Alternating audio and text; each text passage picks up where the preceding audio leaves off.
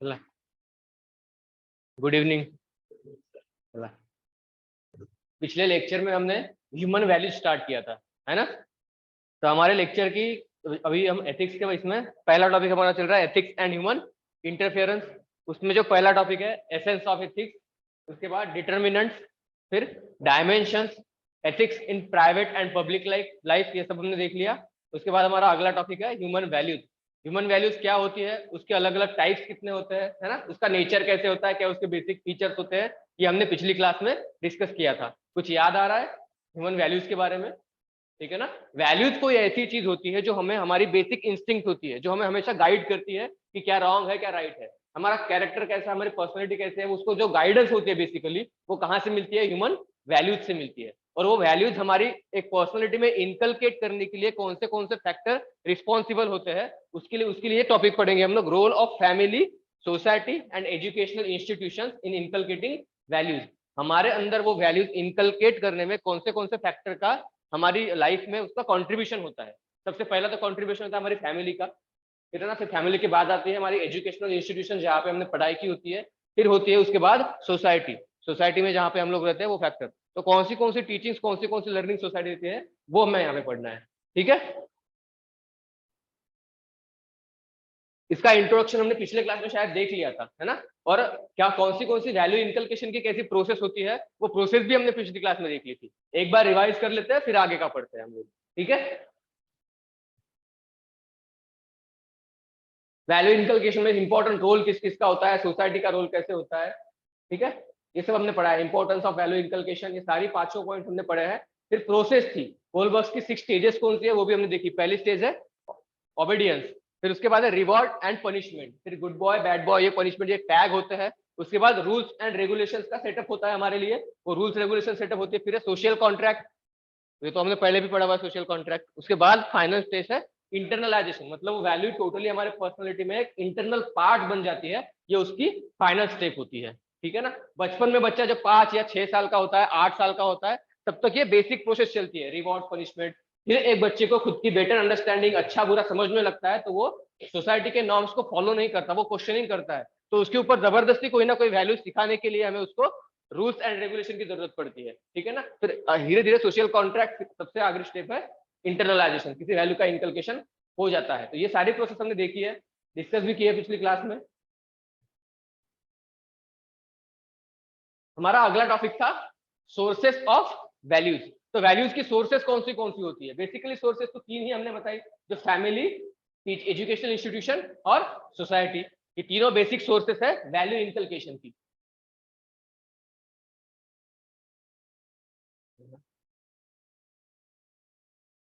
ठीक है। अब हेडिंग डाल दो, role of family in value inculcation. Role of family in value inculcation.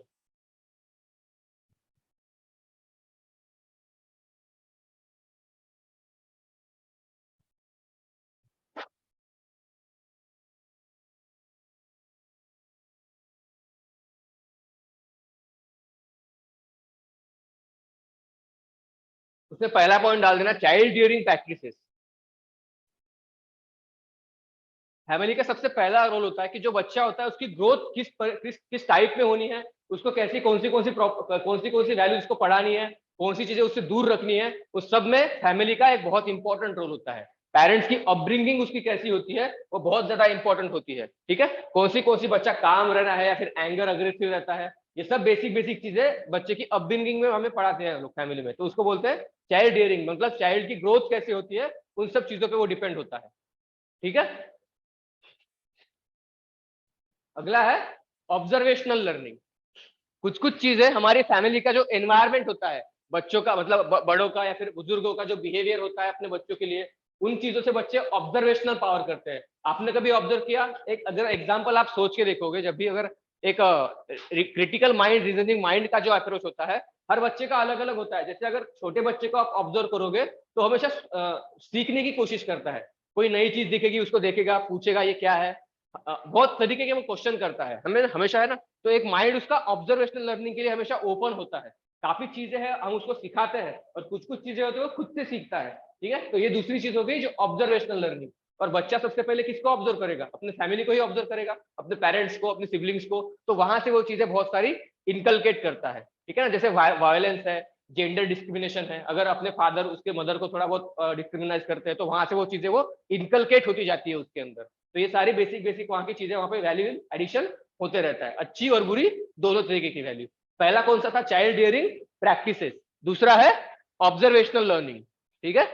और तीसरा आएगा रोल मॉडल्स, ठीक है। हर एक बच्चे के लिए अपने पेरेंट्स, एल्डर्स रोल मॉडल की तरह होते हैं, ठीक है ना। उनकी अगर कोई पॉजिटिव चीजें भी होगी और कोई निगेटिव चीजें भी होती, हर चीज उसके लिए आइडियल ही होती है ना। तो वहां से वो सारी वैल्यूज इनकलकेट कर देता है। मदर हो, डॉटर हो, जो भी है, फादर सन, वो सब रिलेशनशिप ग्रैंड पेरेंट्स की, उनके लिए वो आइडियल मान के चलता है, ठीक है। तो ये हो गई लर्निंग तीसरी, रोल मॉडल्स मानता है सबको अपने, ठीक है। या फिर जो फैमिली दिखाएगी कि आपका ये रोल मॉडल है। अगर किसी किसी के घर में आश्रम बापू की पूजा होती होगी तो वो उनको रोल मॉडल मांगे, भले उनको पता नहीं होगा उनके पीछे की हिस्ट्री क्या है। ऑब्वियस है कि जब उनको पता चल जाएगा कि जो भी हिस्ट्री है, तो ऑब्वियस है कि थोड़ा बहुत तो उनका माइंड चेंज होगा। पर वो टाइम जो होता है वो उनके लिए बहुत हैम्परिंग होता है कि बचपन से मुझे जिस चीज के बारे में पढ़ाया गया, आज जब मुझे समझ आया कि वो चीज बुरी है, तो उस वक्त बच्चे की जो बेसिक वैल्यूज होती है उनमें थोड़ी खराबी आ सकती है, उसका जो स्टेट ऑफ माइंड है वो डिफरेंट हो सकता है, ठीक है। पर हम बस देख रहे हैं कि बच्चे की जो वैल्यू है वो इनकलकेट किस टाइप में होती है, कौन सी चीजों से होती है, ठीक है। पहला था चाइल्ड रियरिंग प्रैक्टिसेस, फिर ऑब्जर्वेशनल स्टडीज, और तीसरा है रोल मॉडल्स। उसके बाद है टीचिंग्स, है ना। जो भी हमारे घर वाले, हमारे पेरेंट्स हमको टीचिंग लर्निंग देते हैं वैल्यूज की, वहां से भी हम लोग सीख कर रहते हैं। अगर हम छोटे छोटे बड़े हो रहे हैं तो ये चीज करो, ये ना करो, जो भी टीचिंग वो लोग देते हैं वहां से हमें लर्निंग मिलती है। तो एक पॉइंट हो गया वैल्यूज को इंकलकेट करने का। प्रेयर, बेड टाइम स्टोरीज, मतलब जितनी भी स्टोरीज हमें बताई जाती है ना। प्रेयर करनी है, कहाँ पे झुकना है, कहाँ पे नहीं झुकना, मंदिर में जाके प्रेयर करनी है, ये सारी बेसिक बेसिक वैल्यूज जो है, अच्छी बात है, ये हमारे फैमिली से हमें लर्निंग में, मतलब टीचिंग के थ्रू हमें दिलाई जाती है, ठीक है। कोई कोई चीजें होती है जो हम पहली बारी में ही सीख जाते हैं, कुछ कुछ चीजें सीखने के लिए हमें टाइम लगता है, तो बार बार उसको रिमाइंड करके देना है, हमारे पेरेंट्स की आदत होती है हमें। तो धीरे धीरे करके वो चीजें हमारे अंदर इनकलकेट होती जाती है, मतलब टाइम टेकिंग प्रोसेस होती है, पर हमारे अंदर वो चीजें इनकलकेट होती रहती है, ठीक है। ये चीज हो गई। उसके बाद है जॉइंट फैमिली।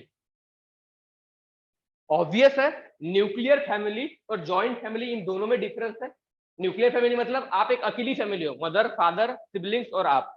एक न्यूक्लियर फैमिली के अंदर 3-4 टाइप की फैमिली रहती है, आपके uncle, maternal uncle, paternal uncle, इन सबकी दो तीन चार मिलकर फैमिली रहती है। तो हर एक का प्रोफेशन अलग होता है, वहां से आपको प्रोफेशनल नॉलेज भी मिल सकता है। कोई डॉक्टर होगा, कोई इंजीनियर होगा, तो सबका अलग, कोई फार्मर होगा, सबके प्रोफेशन का नॉलेज मिलता है। बाकी किसी किसी का बिहेवियर अलग अलग तरीके से होता है, तो हर एक की जो भी वैल्यूज होगी वो आपके अंदर धीरे धीरे इनकलकेट हो जाती है। जैसे फैमिली के लिए, किसी के बेनिफिट के लिए अपना खुद का जो पर्सनल मोटिव होता है वो गिव अप कर देना। जॉइंट फैमिली में चीजें काफी तौर पर हमें देखी जाती है, खास करके इंडियन फैमिलीज में, है ना। टॉलरेंस मतलब एक दूसरे की सुन के लेना पड़ता है, दो भाई होंगे तो एक दूसरे को रिस्पेक्ट देनी पड़ती है, सुन के लेना पड़ता है। तो ये जो बेसिक बेसिक वैल्यूज होती है, ये जॉइंट फैमिली से हमें सीखने को मिलती है। ये सब वैल्यूज जो है हमारी सोसाइटी में अभी कम होती जा रही है। कम होती जाने का मतलब क्यों है? क्योंकि हमारी जो सोसाइटी है वो जॉइंट फैमिली से न्यूक्लियर फैमिली पे अभी शिफ्ट हो रही है, ठीक है। उसके पीछे का रीजन है वेस्टर्नलाइजेशन, ग्लोबलाइजेशन। वेस्टर्न कल्चर जो है उसका इम्पैक्ट हमारी सोसाइटी पे दिन ब दिन बढ़ते जा रहा है। क्यों? क्योंकि हमारा इंटरेक्शन बढ़ते जा रहा है वेस्टर्न वर्ल्ड के साथ में, ठीक है। तो इनका इम्पैक्ट हमारे ऊपर, हमारी सोसाइटी पे, हमारे कल्चरल पे और हमारे एथिकल वैल्यूज पे डायरेक्टली और इनडायरेक्टली दोनों तरीके से दिखता है, ठीक है। तो ये हो गया जॉइंट फैमिली का, ठीक है। कुछ कुछ फैमिली के कल्चर्स होते हैं, सुबह जल्दी उठना है ना, सुबह 5 बजे उठ के प्रेयर करनी है। तो ये सब बेसिक बेसिक चीजें जॉइंट फैमिली में आपको फॉलो करनी पड़ती है, ठीक है। उसका एक नेगेटिव, कुछ कुछ चीजें ऐसी होती है कि आपकी जो पर्सनल, नेगेटिव हम आगे डिस्कस करेंगे इसके, कि आपको पर्सनल लाइफ नहीं रहती वहां पे, है ना। सब आपका ओपन रहता है, एक ही घर में सब लोग रह रहे हैं, तो वहां पे आपकी पर्सनल लाइफ को उतना इंपॉर्टेंस नहीं मिलता। नेगेटिव चीजें कौन सी वो भी अभी आगे हमें देखनी है, ठीक है। अब हम देख रहे हैं कि कौन सी किस किस तरीके से फैमिली हमारे ऊपर वैल्यू को इंकलकेट करती है। तो 5 चीजें हमने देखी अभी तक, ठीक है। 6th है सोशल इन्फ्लुएंस।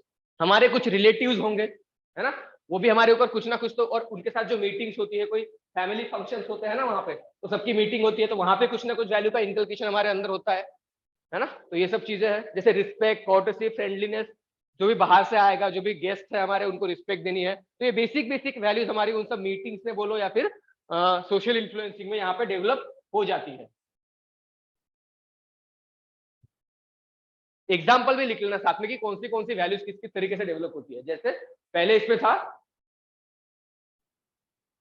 कौन सी थी, इमोशनली स्टेबल, कंपैशनेट, काम एंड कंपोज। वहां पे लिख लो एग्जाम्पल करके सामने। जैसे चाइल्ड ड्यूरिंग प्रैक्टिसेस में कौन सी बेसिक वैल्यूज इनकलकेट होती है, ये है। इमोशनली स्टेबल होते हैं हम लोग, इमोशनल हमें हमें कॉन्फिडेंस आता है। फिर है कंपैशनेट होते हैं किसी भी चीज को लेके, काम, कंपोज, ये पहले इससे थी, ये लिख लेना उसके सामने, बस ये हेडिंग डालना, उसके सामने बस इतनी 3-4 चीजें लिख लेना।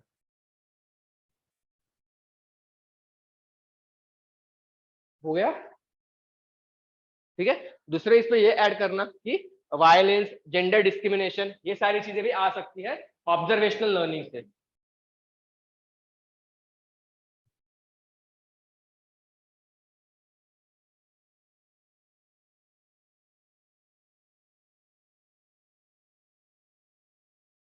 ठीक है, वहां पे एक और चीज लिखना कि this is the basic process of attitude formation. ये एक बेसिक बेसिक चीज होती है ऑब्जर्वेशन करने की, जहां से हमारा एटीट्यूड फॉर्मेशन होना बिगिन होता है।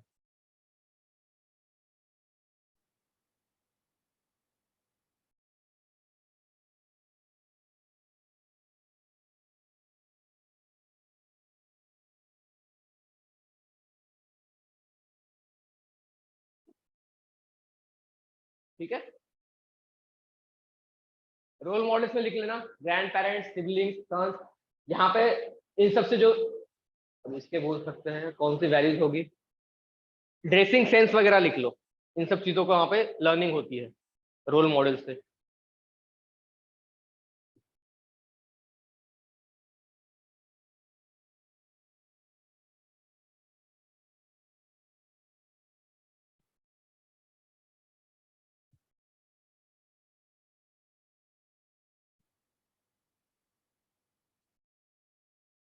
प्रेयर, रियल लाइफ इंसिडेंट्स, इन सब की वजह से एटीट्यूड फॉर्मेशन टीचिंग में डेवलप होता है। वो 2-3 चीजें वहां पे लिख लेना।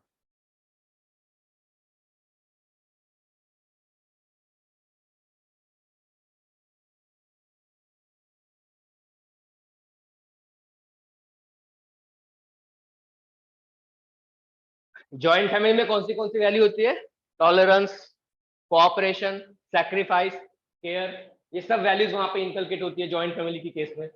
वो लिख लेना जॉइंट फैमिली के आगे।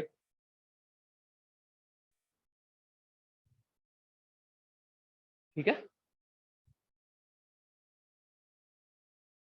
यहाँ पे रिस्पेक्ट, कॉर्टसी, फ्रेंडलीनेस एक्सेट्रा, ये 3-4 चीजें लिख लो।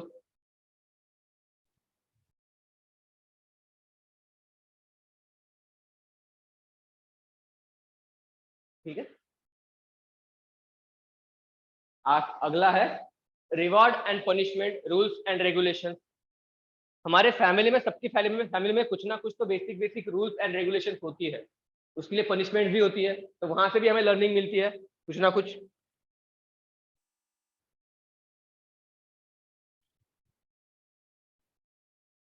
कि जैसे अगर कोई बड़े रिस्पेक्टफुल पर्सन आए हुए तो उनको हमें रिस्पेक्ट देनी पड़ती है, अगर हमने उसको डिसरिस्पेक्ट कर दिया तो फिर पनिशमेंट मिलती है हमें कुछ ना कुछ।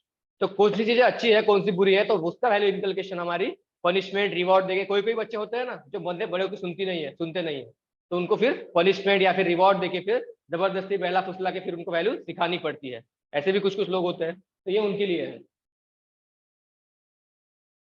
फिर है अथॉरिटी।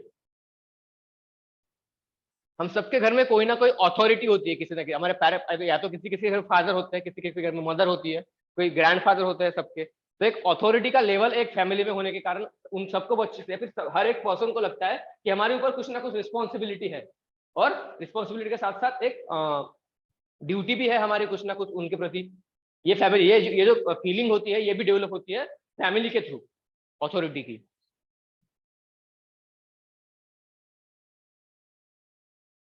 फिर है ट्रेडिशंस एंड कस्टम्स। हम सबकी फैमिली कुछ ना कुछ किसी ना किसी ट्रेडिशंस को या फिर किसी ना किसी कस्टम को फॉलो करती है। ठीक है, ये मोस्टली कनेक्टेड होता है रिलीजन के साथ में, रिलीजन या फिर कास्ट के साथ में। उनकी जो भी इम्पैक्ट होंगे, अगर कोई अगर थोड़ा सा वायलेंट अगर कोई रिलीजन है तो उनका इम्पैक्ट ऑब्वियसली कि उस स्टूडेंट पे या फिर किसी पे भी थोड़ा सा नेगेटिव इम्पैक्ट गिरेगा। तो ये ऑब्वियसली कि ट्रेडिशन का और कस्टम का इम्पैक्ट सब पे डिफरेंट लेवल का पड़ता है, जिस बिलीफ को आप फॉलो करते हो उसके हिसाब से, है ना। यहाँ पे बेसिक एग्जांपल दिया है कि बड़ों के पैर छूना नहीं छूना, ये भी एक ट्रेडिशन है, एक कस्टम है, किसी को फॉलो करना है किसी को नहीं करना, सबका अलग अलग होता है ये, ठीक है। बड़ों के लिए रिस्पेक्ट जनरेट करना, ठीक है। उसके बाद है strength of family in the inculcation of value. Family की बहुत सी स्ट्रेंथ होती है जिसकी वजह से सोशलाइजेशन में हमें हेल्प मिलती है। सबसे पहला तो ये कि सोशलाइजेशन का जो पहला मीडियम है वो है फैमिली। अगर कोई भी फैमिली बच्चों को आदत डालती है कि सोसाइटी के साथ इंटरेक्शन बढ़ाना है तो उस बच्चे का सोशलाइजेशन बहुत जल्दी हो जाता है, ठीक है। वही अगर फैमिली में बच्चों के ऊपर ध्यान नहीं दिया जाता, मदर फादर दोनों जो अगर किसी ना किसी जॉब पे है, तो बच्चों के सोशलाइजेशन में उनको थोड़ा सा डिफरेंट, मतलब उतना सोशलाइजेशन उनका हो नहीं पाता, क्योंकि उनका इंटरेक्शन ही किसी से होता नहीं है। फिर ऐसे बच्चों को जब वो स्कूल में जाते हैं तो थोड़ा बहुत प्रॉब्लम आती है, कम्युनिकेशन की प्रॉब्लम आती है, भले कुछ टाइम के बाद में, क्योंकि सेकंड मीडियम है स्कूलिंग का भी इम्पैक्ट पड़ता है, तो फिर ऐसे बच्चों को स्कूलिंग में थोड़ी बहुत प्रॉब्लम आती है। पर पहला जो स्ट्रेंथन मीडियम है वो है फैमिली, वहां से बेसिक जो इनकम होती है वैल्यू इनकलकेशन की, वो वहां से स्टूडेंट को मिलनी शुरू होती है।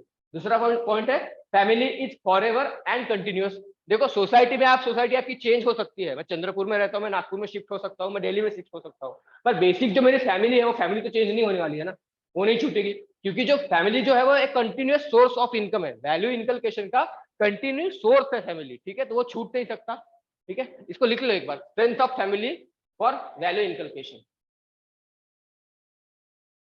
Strength of family for value inculcation. पहला लिखना, family is the first place of socialisation, family is the first place of socialisation.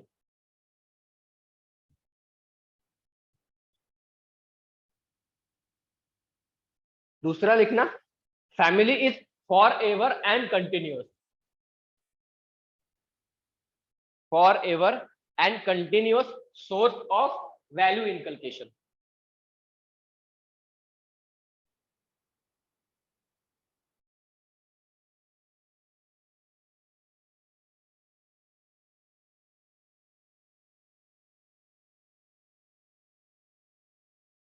कोई भी पर्सन, कोई भी बच्चा अपना मैक्सिमम टाइम फैमिली के साथ स्पेंड करता है, ठीक है। तो बेसिक कौन सी वैल्यू इनकलकेट हो रही है, नहीं हो रही है, ठीक है ना, वो कहाँ पे गलत डायरेक्शन में जा रहा है, रोकने का काम सब चीजें फैमिली के ऊपर होती है, ठीक है। इसलिए तीसरा पॉइंट लिखो, child spend maximum time with the family.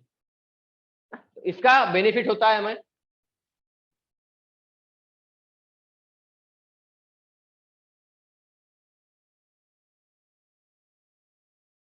और आखिरी में लिखो, helps in inculcating diversity of thoughts, क्योंकि फैमिली के अंदर सबकी थिंकिंग सेम नहीं होती, सबकी अलग अलग थिंकिंग होती है, ऑब्वियस है, ठीक है।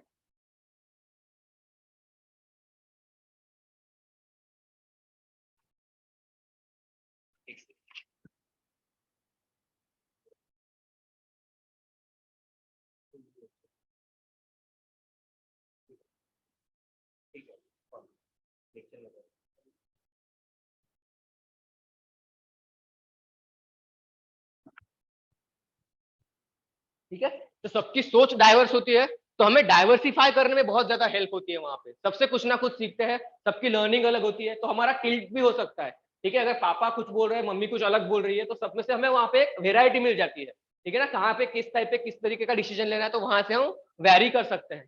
तो डाइवर्सिटी ऑफ थॉट्स हमें प्रोवाइड करती है हमारी फैमिली, ठीक है। ये हो गया अलग अलग स्ट्रेंथ है। फिर है, हम ट्रस्ट किसको करते हैं सबसे ज्यादा, ऑब्वियस है कि हमारी फैमिली को हम सबसे ज्यादा ट्रस्ट करते हैं। अगर हमें कोई एडवाइस देगा तो हम बाकी किसी और की सुनना ना सुने, पर अपनी फैमिली की जरूर सुनते हैं, ठीक है ना। तो वहां पे अगला पॉइंट लिखो,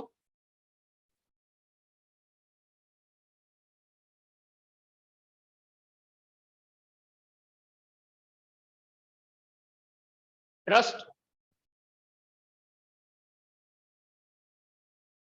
ट्रस्ट इतना लिख के छोड़ दो बस, वहां से आपको समझ आएगा क्या क्या लिखना है उसमें, ठीक है।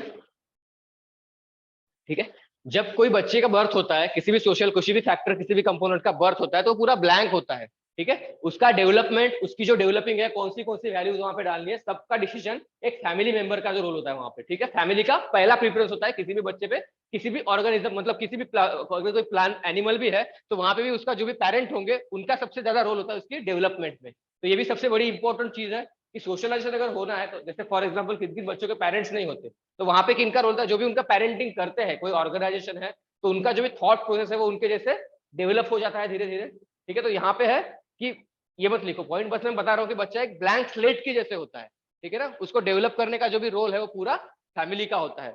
अगला पॉइंट बोल रहा है family has right to adopt various means, मतलब हार्ड और सॉफ्ट फैमिली के ऊपर डिपेंड करता है, अगर वो स्ट्रिक्टली उसको इनकलकेट करना चाहती है फिर सॉफ्टली करना चाहती है, डिपेंड करता है। पर इस चीज का इम्पैक्ट जो है फिर पॉजिटिव निगेटिव हो जाता है। कभी कभी क्या होता है, बच्चों को एक्सपेक्टेड होता है कि पेरेंट्स उसके ऊपर ध्यान दे, पर पेरेंट्स कुछ काम की वजह से हो या फिर किसी भी चीज की वजह से हो, उतना कॉन्सेंट्रेशन, उतना वैल्यू इनकलकेशन कर नहीं पाते, तो इसका बच्चों पे निगेटिव इम्पैक्ट मोस्ट प्रोबेबली हो जाता है कभी कभी, ठीक है। तो ये सारी चीजें वहां पर इंपॉर्टेंस रखती है, ठीक है।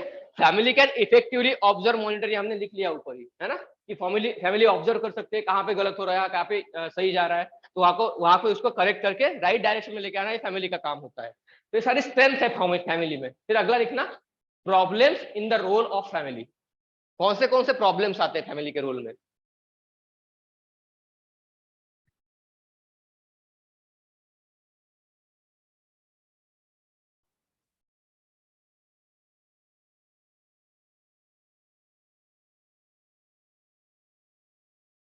डाल दिया।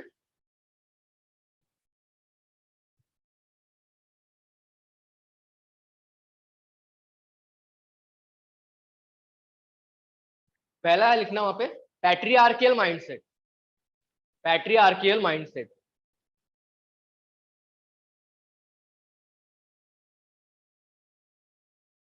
वैसे हमारे इंडिया की सोसाइटी बेसिकली देखी जाए तो पैट्रियार्कियल है ना, हमेशा एक सन को ज्यादा इंपॉर्टेंस देते हैं, वहां पे प्रेफरेंस दिया जाता है, या फिर अपने फादर के वर्ड्स को ज्यादा इंपॉर्टेंस होता है फीमेल के कॉन्टेक्स्ट में। मैट्रियार्कियल सोसाइटी हमारी नहीं है, पैट्रियार्कियल है बेसिकली। तो एक ये भी चीज है कि हमारी फैमिली अगर थोड़ी बहुत लिबरल है तो हमें वो बेसिक अंडरस्टैंडिंग सब में आ जाती है कि नहीं, वहाँ पे वुमेन्स की रिस्पेक्ट होती है। कुछ कुछ चीजें होती है जहाँ पे वुमेन्स की बिल्कुल भी रिस्पेक्ट नहीं होती, ठीक है ना, उनको हर एक चीज अपने बड़ों की माननी ही पड़ती है। पर कुछ कुछ सोसाइटीज ऐसी है, कुछ कुछ फैमिली ऐसी होती है जहाँ पे लिबरल होता है, वुमेन्स को इक्वली ट्रीट किया जाता है ना। जैसे हमारे घर पे होगा, किसी का हमारे आप सबके किसी का घर पे होगा तो सिस्टर मतलब बहन को और भाई को दोनों को इक्वली ट्रीट करते हैं, है ना, जो एजुकेशन इसको मिलेगा वही एजुकेशन उसको भी मिलेगा। पर कुछ कुछ फैमिली ऐसी है इंडिया में, मानना पड़ेगा कि इक्वल ट्रीट नहीं करते, बच्चों को ज्यादा, लड़कों को ज्यादा प्रेफरेंस दिया जाता है, ठीक है। तो यहाँ पे ये नेगेटिव वैल्यू इनकलकेट होती है एक बच्चे के अंदर, फिर वो भी अपने बच्चों के साथ वैसे ही बिहेव करेगा, ठीक है। तो ये निगेटिव चीजें कुछ कुछ होती है जो इनकलकेट हो जाती है। दूसरी चीज है पैट्रियार्कल, उसी के साथ एक रिलेटेड वैल्यू है जेंडर डिस्क्रिमिनेशन, है ना, लड़कियों को इतना इंपॉर्टेंस मत दो, लड़कों को दो, या फिर लड़कों को इंपॉर्टेंस मत दो, लड़कियों को दो। ये अलग अलग तरीके की जो भी डिस्क्रिमिनेशन है जेंडर को लेकर, ये हमारी सोसाइटी में पाया जाता है। तो ये एक तरीके का उसका प्रॉब्लम है पैट्रियार्कल माइंडसेट का। तो ये हो गई पहली प्रॉब्लम, ठीक है।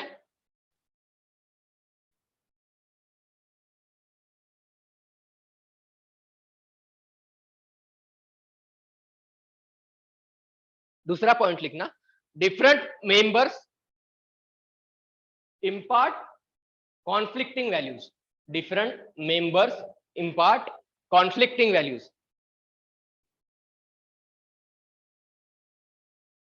वैल्यू कॉन्फ्लिक्ट यहां से शुरू हो जाती है, ठीक है। मम्मी कुछ अलग बोल रही है, पापा कुछ अलग बोल रहे हैं, ठीक है, अलग अलग मेंबर अलग अलग वैल्यूज को इनकलकेट कर रहा है, तो वहां पे बच्चा ठीक से डिसाइड नहीं कर पाता कि मुझे किसके साइड जाना है, ठीक है। तो यही के बचपन से ही वो हमेशा कंफ्यूज रहता है। कुछ पर्सन आपने ऑब्जर्व किए होंगे कि डिसीजन लेने पे टाइम पे हमेशा कंफ्यूज रहते हैं। चल यार मूवी देखने जाते हैं, नहीं मैं नहीं आऊंगा, फिर बोलता है आऊंगा, ठीक है। तो ये थोड़ा ना कंफ्यूजन किस लिए होता है, क्योंकि जो भी वैल्यू कॉन्फ्लिक्ट उसके माइंड में होती है। चलो अगर मैं चला गया तो मेरी मम्मी क्या बोलेगी, ठीक है ना, अगर नहीं गया तो यार दोस्त क्या बोलेगा, ठीक है। तो वहां पे कॉन्फ्लिक्ट होती है हमेशा उनकी माइंड में। तो ये प्रॉब्लम कहाँ से शुरू होती है कि उनके पेरेंट्स में, उनकी जो वैल्यू कॉन्फ्लिक्ट का जो मीडियम होता है वो वहां से पेरेंटिंग से शुरू होता है उनके। तो ये दूसरी प्रॉब्लम है, ठीक है। एग्जाम्पल जैसे कुछ कुछ बच्चे अगर कहीं पे हम उनको हॉस्टल में भेज दे, पढ़ने के लिए दूर भेज दे, तो वो वापस आ जाते हैं वहां से। क्यों आते हैं, क्योंकि कॉन्फ्लिक्ट होती है वहां पे उनके साथ बहुत ज्यादा लेवल पे। तो ये चीजें हैं, लिबर्टी नहीं मिल पाती घर पे काफी देर को। तीसरी लीजिए लिखो,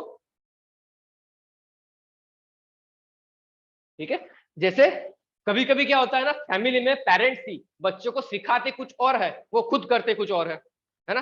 जैसे हिपोक्रेसी बोलते हैं ना, बोलता कुछ हो रहा है करता कुछ हो रहा है, वैसे पेरेंट्स में भी होता है। बच्चों को सिखाना तो अच्छा है, पर कुछ गलत प्रैक्टिसेस करनी है। जैसे अगर कोई ऑफिसर है, बच्चों को बताते हैं कि किसी का मतलब फालतू में पैसा लेना और खुद करप्शन कर रहे हैं, तो बच्चे का तो ऑब्जर्वेशनल पावर तो वहाँ पे ऑन रहता है ना, तो वो देखता है सारी चीजें, तो वहां से वो सीखता है कि नहीं सब झूठ है, सब नाटक है, तो वहां पे उसका एक रॉन्ग इंप्रेशन गिरता जाता है उसके ऊपर। तो ये भी एक निगेटिव वैल्यू इनकलकेट होती जाती है वहां पे। ठीक है, तो ये भी पॉइंट लिख लो वहां पे। Family often fail to practise what they preach, बस इतना लिख देना वहां पे। मतलब जो भी पढ़ाते हैं वो सच में रियलिटी में इनकलकेट करने में वो फेल हो जाते हैं। इसका इम्पैक्ट क्या होता है, बच्चे का फेथ जो होता है इस प्रोसेस पे वो पूरा खत्म हो जाता है।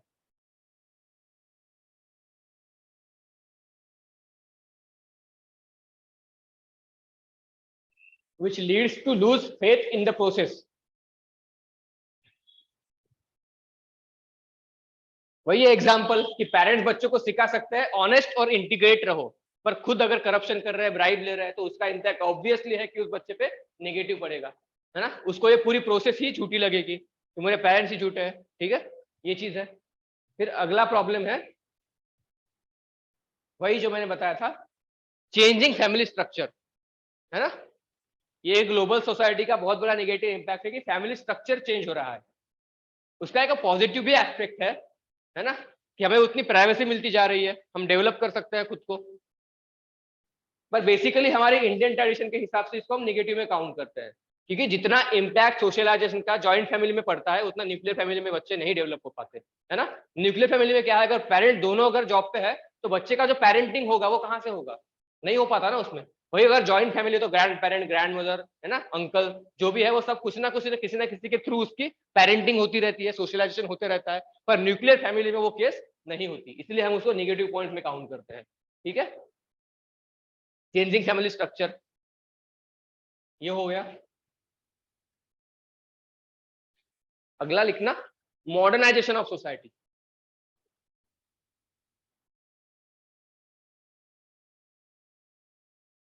मॉडर्नाइजेशन मतलब जो भी बोर्डिंग स्कूल्स होते हैं, ट्यूशन क्लासेस होते हैं, उनके उनके केस में क्या हो रहा है, बच्चों का पेरेंट्स के साथ जो कम्युनिकेशन होना चाहिए वो कम्युनिकेशन ही नहीं हो पाता।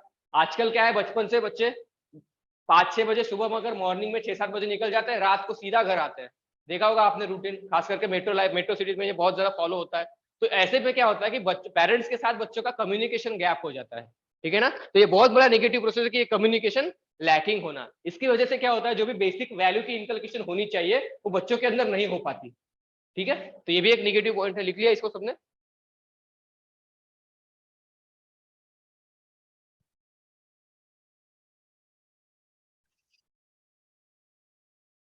आजकल की सोसाइटी बहुत ज्यादा कॉम्पिटिटिव है। इस कॉम्पिटिटिव सोसाइटी में कुछ कुछ वैल्यू तो हमारी इंकल्केट हो, जैसे कॉम्पिटिशन, सक्सेस कितना इंपॉर्टेंस है, बस उसके चक्कर में हम लोग जो बेसिक है लव, ऑनेस्टी, ये सब हम लोग भूलते जा रहे हैं। तो ये भी एक नेगेटिव पॉइंट है। ठीक है, पेरेंट्स का फोकस किस पे होता है, रिजल्ट पे होता है। ठीक है ना, रिजल्ट ओरिएंटेड होता है। बच्चा रट के अगर मार्क्स लाए तो उनको प्रॉब्लम नहीं है, बच्चा बस मार्क्स लाना चाहिए। पर ये वो ध्यान नहीं देते कि बच्चा सच में लर्न कर रहा है, ग्रोथ कर रहा है, नहीं कर रहा। ठीक है ना, इस पे कोई ध्यान नहीं देता।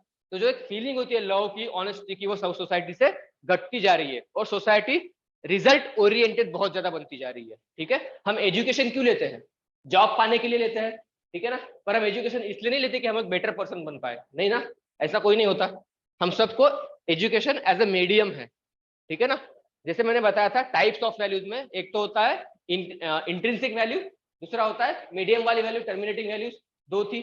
तो जो मीडियम वाली थी, एजुकेशन को एज हम मीन्स देखते हैं, हम एंड नहीं देखते। ठीक है, अल्टीमेटली एजुकेशन हमें बेटर पर्सन बनने के लिए लेना, हमें जॉब पाने के लिए एजुकेशन लेना है।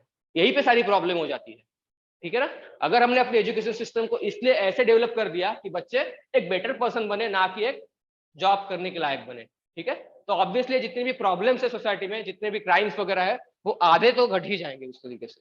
ठीक है, तो मैं तो ये सोचता हूँ कि बेसिक जो भी चेंज है ना, हमें वो पहले एजुकेशन सिस्टम में करना चाहिए, है ना। सोसाइटी अपने आप चेंज हो जाती है एजुकेशन सिस्टम का। जो भी डेवलप कंट्रीज है उनका जो रोल मॉडल है डेवलपमेंट का, उनका बेसिक फोकस एजुकेशन सिस्टम पे था।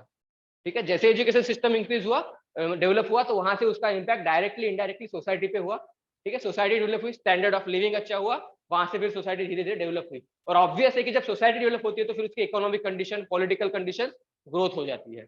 सबका कनेक्शन सोसाइटी के साथ ही होता है। ठीक है, ये है।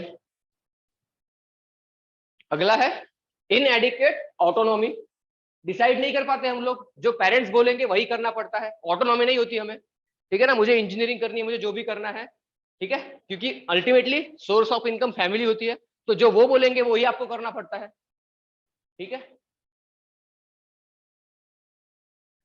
जैसे किसी को बोलना, किसी को कॉम्पिटिटिव की मतलब बीए करके फिर सिविल सर्विस की प्रिपरेशन करनी होगी, पर कोई कोई पेरेंट बोलते कि नहीं तू पहले इंजीनियरिंग कर ले, साइंस पढ़ ले, है ना, तो उसको मजबूरन वो पढ़ना पड़ता है ना चाहते हुए भी, तो ये प्रॉब्लम है ऑटोनॉमी की, डिसीजन मेकिंग की पावर नहीं होती आपके पास, तो एक नेगेटिव पॉइंट है उसका।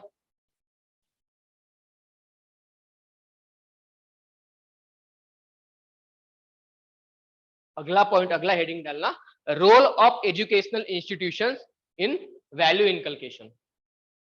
पहला देखा हमने रोल ऑफ फैमिली, उसमें किसी को कोई प्रॉब्लम है, क्लियर है सबको? 5-6 टाइप की देखी हमने किस तरीके से फैमिली वैल्यूज को इनकलकेट करती है, उसके एग्जांपल्स भी देखे वैल्यूज के, और फिर उसकी प्रॉब्लम्स भी देखी कौन सी है। अभी हम देखने वाले हैं role of educational institutions in inculcating values.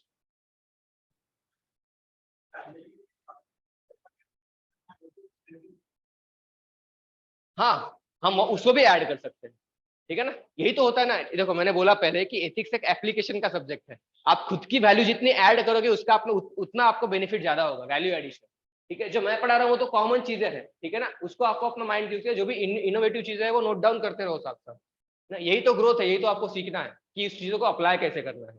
बिल्कुल फाइनेंशियल हेल्प होती है उसमें, ठीक है। इवन कोई कोई फैमिली तो होती है वो बचपन से ही बच्चे में बिजनेस क्वालिटी जो होती है वो इम्पार्ट कर देती है, ठीक है। तो कुछ कुछ बच्चे होते हैं अर्न एंड लर्न, मतलब बचपन से वो बच्चे कमाने लगते हैं, ठीक है, तो ये भी चीजें हैं, ये भी बेनिफिट्स है फैमिली के, फैमिली सिस्टम के, ठीक है। उसके बाद इसमें पहला है करिकुलम,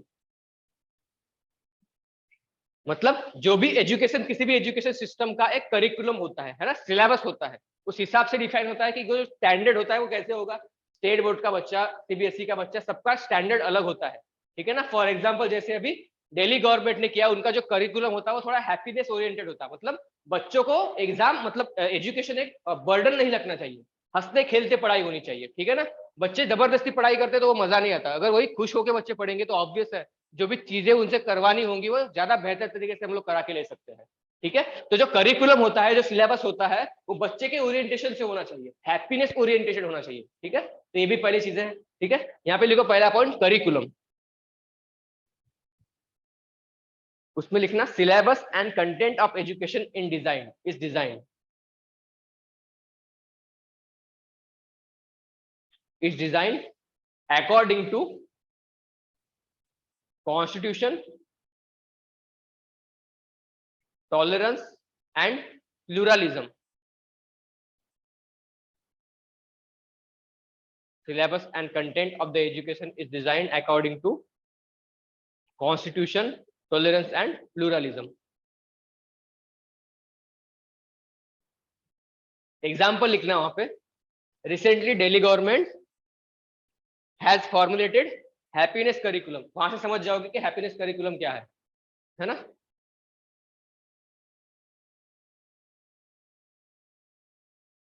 लिख लिया सबने?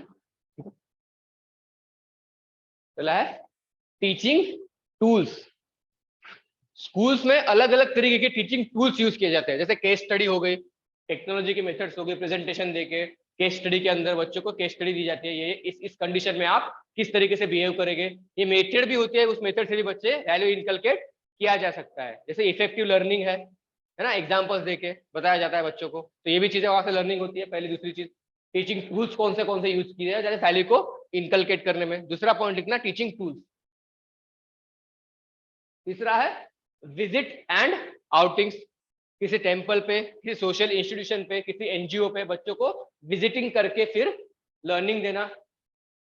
बचपन में जाते हैं ना, हमारी टूर जाता है कहीं कहीं पे विजिट करने के लिए, तो वहां से हमें बहुत सी चीजें सीखने को मिलती है, कोऑर्डिनेशन कोऑपरेशन की फीलिंग भी हमारे अंदर वहां पे बन जाती है, तो ये अलग अलग वैल्यू का इनकलकेशन होता है इस मीडियम के थ्रू। जैसे बच्चों को मदर टेरेसा होम पे ले जाते हैं, स्लम्स में ले जाते हैं, सेंसिटिविटी का पता चलता है, ठीक है ना, ऐसी ऐसी केस स्टडी के थ्रू उनको, वो विजिट्स के थ्रू हम वहां पे उनको लर्निंग दी जाती है स्कूल्स के अंदर। लिख लिया सबने? ठीक है। फिर है डिसिप्लिन, हर एक इंस्टीट्यूशन का डिसिप्लिन अलग अलग होता है ना। डिसिप्लिन का मतलब यहाँ पे अलग अलग है कि नंबर ऑफ सब्जेक्ट, अलग अलग सब्जेक्ट। डिसिप्लिन मतलब जो अनुशासन नहीं, यहाँ पे अलग अलग डिसिप्लिन मतलब अलग अलग सब्जेक्ट्स का नॉलेज आना आपको। साइंस का नॉलेज, हिस्ट्री का नॉलेज, सोशल साइंस का नॉलेज, है ना, मैथ्स का नॉलेज, हर एक फील्ड का, हर एक डिसिप्लिन का नॉलेज आपको वहां से इनकलकेट होना शुरू होता है जब आपका सोशल, जब आपका एजुकेशन, मतलब एजुकेशन में अब किसी स्कूल में जाते हो तब। ठीक है, मतलब वेराइटी ऑफ डिसिप्लिन का नॉलेज आपको आता है उसको, ये चीज है। फिर है कम्युनिटी वर्क, मिलजुल के काम करने की फीलिंग वहां से आती है। और वहां से कौन सी वैल्यूज इनकलकेट होती है, एग्जाम्पल लिख लेना वहां पे। Work, team work, empathy, care, unity, ये सारी चीजें वहां पे कम्युनिटी वर्क के साथ डेवलप हो जाती है। इसका रिकमेंडेशन फर्स्ट टाइम कहां से आया था, गांधी जी का वर्धा स्कीम ऑफ एजुकेशन। उन्होंने बोला था कि जो भी लर्निंग है वो एक टीम वर्क के साथ होनी चाहिए, मतलब कम्युनिटी ने मिलकर लर्निंग करनी चाहिए। ठीक है, ना कि हम किसी एक को पढ़ाए। ठीक है, सारे ग्रुप में बैठ के बच्चों को पढ़ाई करनी चाहिए, इस तरीके से उन्होंने बोला था उस एजुकेशन उसके उसमें।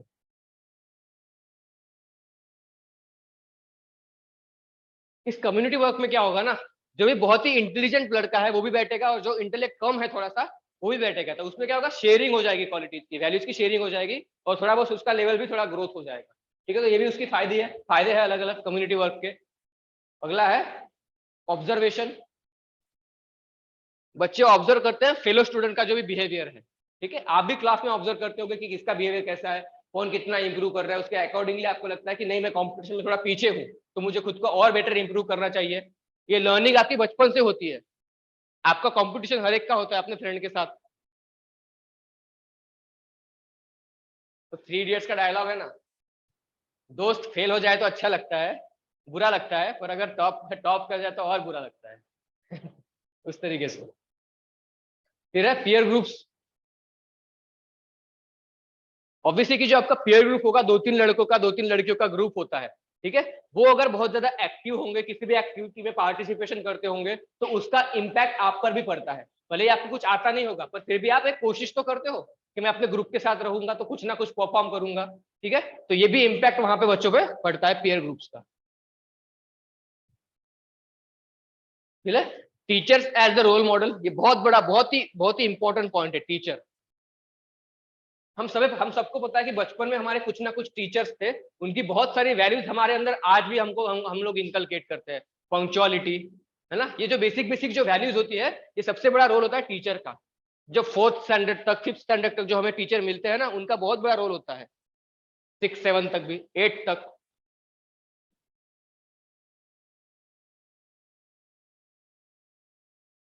और डॉक्टर कलाम साहब ने भी यही बोला है कि अगर बच्चों का हमारा जो एजुकेशन सिस्टम है उसको बेटर कराना है, तो एक अच्छे टीचरों का होना बहुत ज्यादा जरूरी है। क्योंकि पेरेंट्स से ज्यादा इम्पैक्ट कभी कभी टीचर भी डालते हैं बच्चों पे। ठीक है, वो डिपेंड करता है कि बच्चों का रिलेशन किसके साथ अच्छा है, पेरेंट्स के साथ या फिर टीचर के साथ। ठीक है, और आजकल की हमारी सोसाइटी में अच्छे टीचर बहुत ज्यादा लैकिंग है ना। इसीलिए हमारी सोसाइटी गलत डायरेक्शन में जा रही है फिलहाल। क्राइम रेट बढ़ने का रीजन वो भी है बहुत बड़ा। ठीक है, फिर है डायलेक्ट। बोलने का जो तरीका होता है ना, डायलेक्ट, वो अलग अलग है, सब कुछ चेंज होते रहती है वो।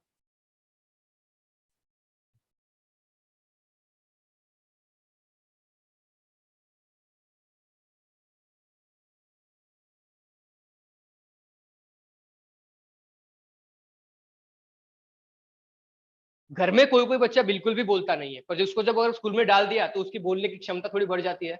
वो क्यों होता है, क्योंकि उसका इंटरेक्शन अलग अलग लोगों के साथ होता है। ठीक है ना, कभी कभी ये भी ऑब्जर्व किया जाता है कि बच्चों को पहले कुछ गाली आती नहीं थी, स्कूल गया फिर 2-3 गाली सीख के आ गया। ये अलग अलग फायदा होता है, वहाँ पे डायलेक्ट का फर्क पड़ता है ना। तो उसकी बोलने की जो मेथड होती है वो धीरे धीरे चेंज हो जाती है। तो ये अलग अलग इम्पैक्ट पड़ता है। तो सॉक्रेट्स ने बोला था हमारी जो एजुकेशन सिस्टम्स है उसमें इतनी पावर है कि हम कल के पावरफुल लीडर्स भी वहां से जनरेट कर सकते हैं। ठीक है, क्योंकि सोशलाइजेशन का सबसे बड़ा मीडियम पहला स्कूलिंग ही होता है, स्कूलिंग से ही हम लोग सोशलाइज होते हैं बेसिकली। तो ये पहला सोशलाइजेशन का मीडियम होता है। अगला है कल्चर एंड डिसिप्लिन।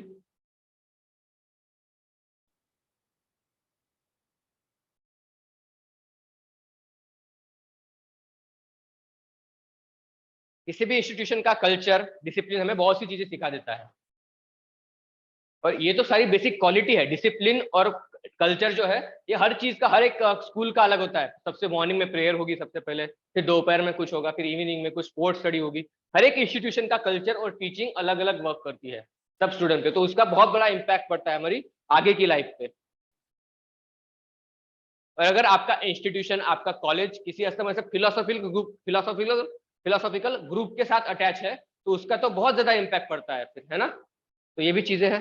फिर अगला है रिवॉर्ड एंड पनिशमेंट। ऑब्वियस है, अगर स्कूल में कुछ गड़बड़ी करोगे तो पनिशमेंट मिलती है, कुछ अचीव करोगे तो रिवॉर्ड मिलता है ना। वहीं से फिर वैल्यू आगे बढ़ती जाती है, पता चलता है कि कौन सी चीजें अच्छी है, कौन सी चीजें बुरी है। कोई अगर बैड बिहेवियर करेगा तो उसको पेनाल्टी लगेगी, पनिशमेंट मिलेगी। तो ये सारी चीजें हैं, ये कुछ कोट्स है, ये आप आंसर में यूज कर सकते हो इसको। Education without value as useful as it is seems rather than to make a man more clever devil.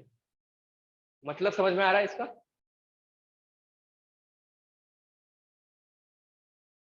ठीक है, बिना वैल्यूज का अगर एजुकेशन दिया जाए किसी को तो वो डेविल में भी कन्वर्ट हो सकता है, ये कहना है उनका, है ना। समझ लो। और दूसरा है intelligence plus character, that is a true goal of education. Intelligence तो चाहिए, उसके साथ कैरेक्टर भी चाहिए। ठीक है, कोई अगर पब्लिक सर्वेंट है, वो बहुत ही ज्यादा इंटेलेक्चुअल है, पर उसके पास एथिकल वैल्यूज ही नहीं है, तो बहुत करप्शन करेगा, सबसे बड़ा खतरा बनेगा। ठीक है ना। पर अगर इंटेलिजेंस है और उसके साथ एथिकल वैल्यूज भी है, तो वो बहुत अच्छा ऑफिसर बन सकता है, सोसाइटी को कहां से कहां लेके जा सकता है।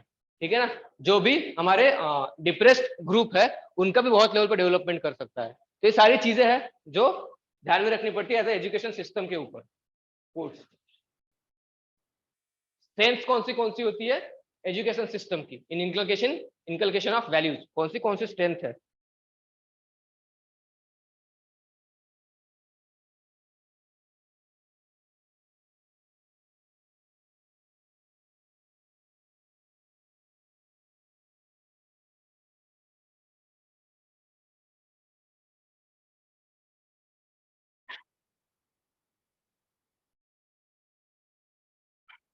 ठीक है,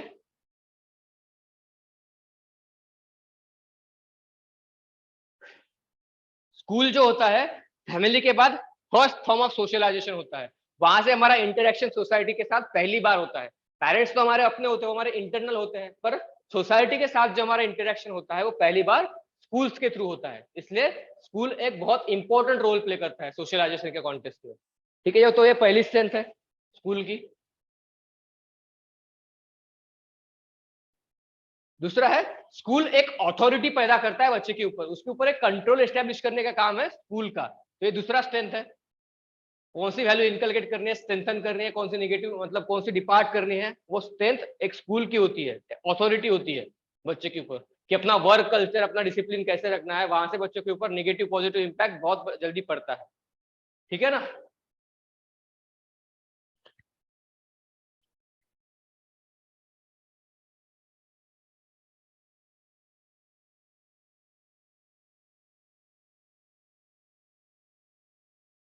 यूजुअली होता है कि अगर वहां का वर्क कल्चर बहुत ज्यादा स्ट्रिक्ट हो, तो बच्चे वहां की जो भी इंस्ट्रक्शंस होती है, जो भी डिसिप्लिन होता है, उनको बहुत रेगुलरली फॉलो करते हैं, रिगरसली फॉलो करते हैं।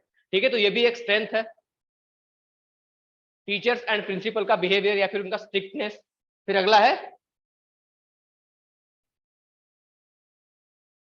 किसी किसी स्कूल एजुकेशन सिस्टम का जो वैल्यू सिस्टम होता है, वो भी बहुत ज्यादा स्ट्रेंथ देता है बच्चों की वैल्यू फॉर्मेशन में। जैसे मैंने बताया ना, किसी रिलीजियस ग्रुप के साथ अगर कोई स्कूल अटैच्ड है, तो उनका जो भी वैल्यू सिस्टम होगा वो बहुत स्ट्रांग होगा।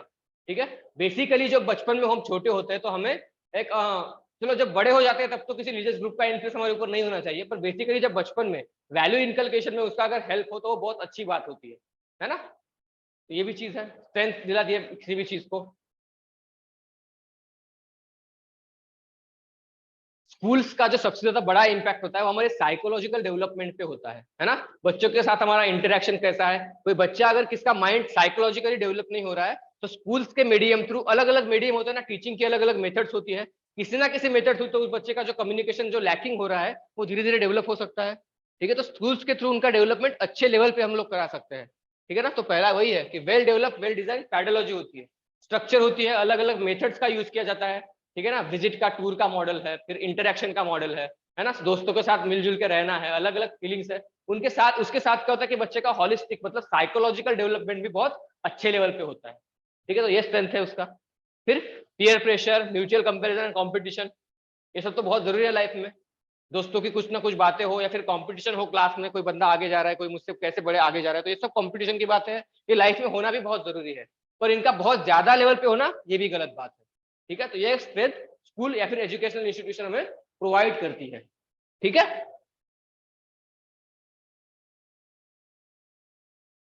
अगला है कि एजुकेशनल इंस्टीट्यूशंस के अंदर कॉग्निटिव क्वालिटीज भी डेवलप करती है, जैसे डिबेट्स, डिस्कशन, ये सब चलता रहता है हमारे एजुकेशन में, मतलब 7th 8th 10th तक, और हम लोग एक्टिवली उसके अंदर पार्टिसिपेट भी करते हैं, ठीक है। तो ये बहुत सी हमारी जो कम्युनिकेशन स्किल है, ये सब बेसिक क्वालिटीज वहां पे हमारी डेवलप हो जाती है डायरेक्टली इनडायरेक्टली, और ये बहुत जरूरी है। अगर आपने अभी तक कभी पार्टिसिपेट नहीं किया और अगर आप कॉलेज में हो तो आपको बहुत ज्यादा मतलब एक्टिव पार्टिसिपेशन लेना चाहिए इवेंट ऑर्गेनाइजेशन में। हम लोग तो बहुत करते थे, इंजीनियरिंग में बहुत किया होगा, आप लोग भी करते होंगे ना। तो ये बहुत जरूरी है हमारी पर्सनैलिटी को ओवरऑल डेवलप करने के लिए ना, कम्युनिकेशन स्किल डेवलप होती है, इंटरेक्शन होता है, इवेंट ऑर्गेनाइजेशन है, यही सब तो करना है। ऑफिसर बनने के बाद भी तो यही सब चीजें करनी है क्या।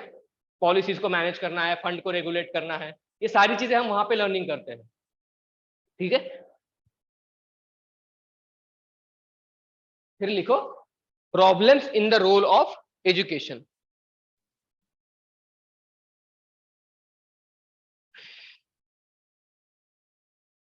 आजकल क्या होगा ना एजुकेशन सिस्टम में, उनका फोकस है प्रॉफिट मेकिंग, ठीक है। तो बेसिकली वो क्या करते हैं, फोकस उनका टेक्निकल एजुकेशन पे होता है, बट जो बेसिक वैल्यूज है, जो लव की वैल्यू है, केयर की वैल्यू है, जो बेसिक मॉरल वैल्यूज है, वो इनकलकेट बच्चों में होती ही नहीं है, ठीक है ना। उनका फोकस होता है मैथ्स पे, साइंस पे, ठीक है, पर उस चक्कर में वो लोग सोशल साइंस पढ़ाना भूल जाते हैं, ठीक से नहीं पढ़ाते वो लोग, ठीक है।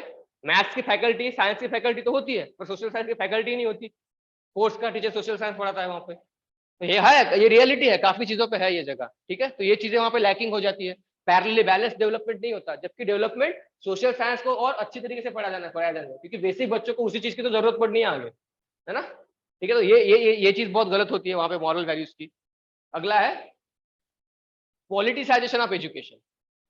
बीजेपी ये सोच रही है कि एजुकेशन करिकुलम पूरा सिलेबस ही चेंज कर देना चाहिए, ठीक है, तो ये तो गलत बात है ना। अपना पॉलिटिकल जो भी थॉट्स है, राइटिस्ट आइडियोलॉजी है आपकी, वो आप बच्चों पे जबरदस्ती थोप नहीं सकते, है ना। हमारी सोसाइटी को एक बैलेंस्ड व्यू में, एक रैशनल व्यू में बड़ा होना बहुत ज्यादा जरूरी है। अगर टिल्टेड होंगे तो हम लोग एक जो हमारी इमेज है इंटरनेशनल लेवल पे, उसको ही हैम्पर करेंगे कल को जाके, एज ए लॉन्ग टर्म में ये बहुत गलत है। तो एजुकेशन का पॉलिटिसाइजेशन होना बहुत ज्यादा गलत चीज है। जैसे रिजर्वेशन का टॉपिक है, उसमें पॉलिटिक्स का यूज होता है हमेशा, तो ये गलत चीज है, ठीक है ना।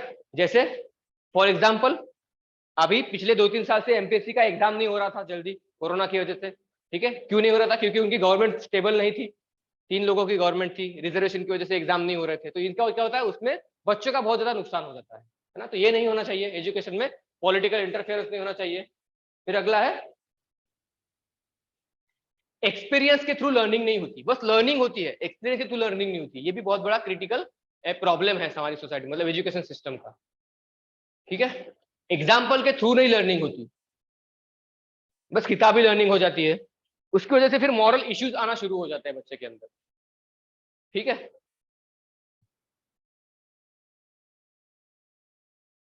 मॉरल इश्यूज जो भी होंगे सोसाइटी के, वो कम्युनिकेट नहीं होते हैं, क्योंकि बस रटा रटाया नॉलेज दिया जाता है ना। प्रैक्टिकल नॉलेज बहुत कम होता है स्कूल लेवल पे, तो ये भी एक लैकिंग है हमारे एजुकेशन सिस्टम का, फिलोसॉफी इश्यूज प्रॉब्लम है,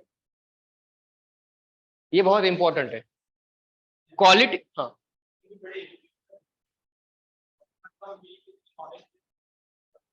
हाँ, नॉलेज पे फोकस रहता है, पर जो बेसिक वैल्यूज है ना, वहां वैल्यू बेस्ड एजुकेशन नहीं है, इसी का इम्पैक्ट है। ऑफिसर बनने के बाद भी वो लोग करप्शन करते हैं, क्यों करते हैं, क्योंकि उनको क्या है ना, अल्टीमेटली उसका रिजल्ट देखना है उनको, है ना। वैल्यू इनकलकेशन बचपन से ध्यान ही नहीं देता किसी का एजुकेशन पे। ये जो डेवलप कंट्री होती है ना, जैसे नॉर्वे, स्वीडन, फिनलैंड है, स्कैंडिनेवियन कंट्रीज है, वहां पे क्यों वहां पे डेवलपमेंट हो रही है, क्योंकि उनका जैसे जापान है, उनका मेन फोकस वैल्यू पे होता है, नॉलेज पे नहीं होता। Knowledge is a secondary, primary है वैल्यू इनकलकेशन। आपकी पर्सनैलिटी में एथिकल वैल्यूज का, मॉरल्स का होना बहुत ज्यादा जरूरी है, उनका फोकस उस चीज पे ज्यादा होता है। है ना। उनके लिए अलग से सब्जेक्ट्स होते हैं ये सब कि कैसे होना चाहिए, और हमारी तो एजुकेशन में करिकुलम में सब्जेक्ट दिखता ही नहीं है। वैल्यूज पढ़ाई जाती है, कभी किसी को नहीं पढ़ाई जाती। अलग से सब्जेक्ट होना चाहिए इन सब चीजों का, ठीक है। हैप्पीनेस होना चाहिए, जैसे दिल्ली गवर्नमेंट ने अभी किया है, ये बहुत अच्छा स्टेप है, बहुत पॉजिटिव स्टेप है। इन सबको प्रमोट करना चाहिए, हर स्टेट गवर्नमेंट को करना चाहिए, ठीक है। पर वही रटा रटाया सिलेबस होता है, करिकुलम होता है, 50-50 60-60 साल से वही चलते आ रहा है, चेंजेस ही नहीं हो रहे हैं। अगर चेंजेस नहीं लाओगे तो अभी इनोवेशन कैसे कर पाएंगे हम लोग उस चीज में, ठीक है। तो ये बहुत बड़ा प्रॉब्लम है वहां पे।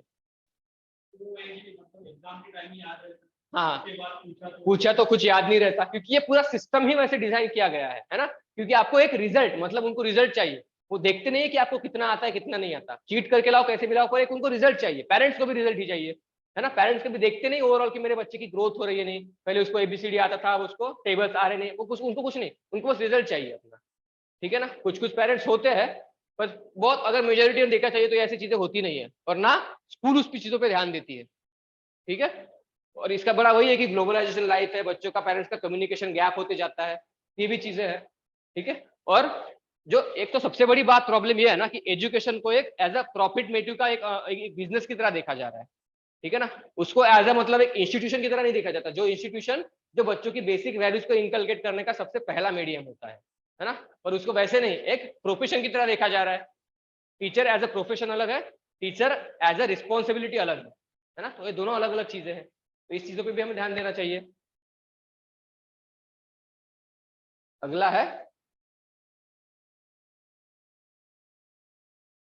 कभी कभी क्या होता है, स्कूल में हमें अलग वैल्यू पढ़ाई जाती है और फैमिली में कुछ अलग वैल्यू पढ़ाई जाती है, तो वहां पे भी कॉन्फ्लिक्ट होते रहते हैं, ठीक है। तो ये भी एक निगेटिव पॉइंट है वहां पे।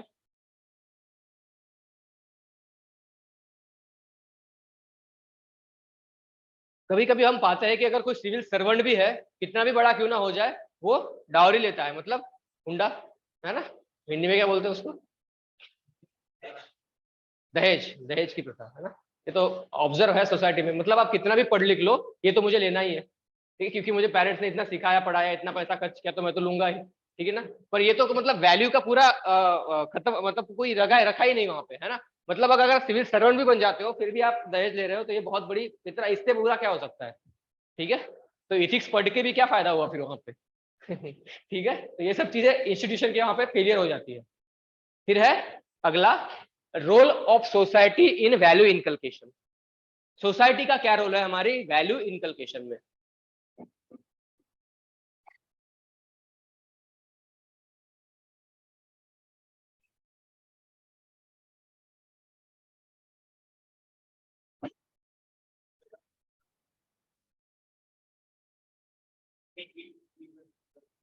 कौन सा मुझे, कौन सा वाला,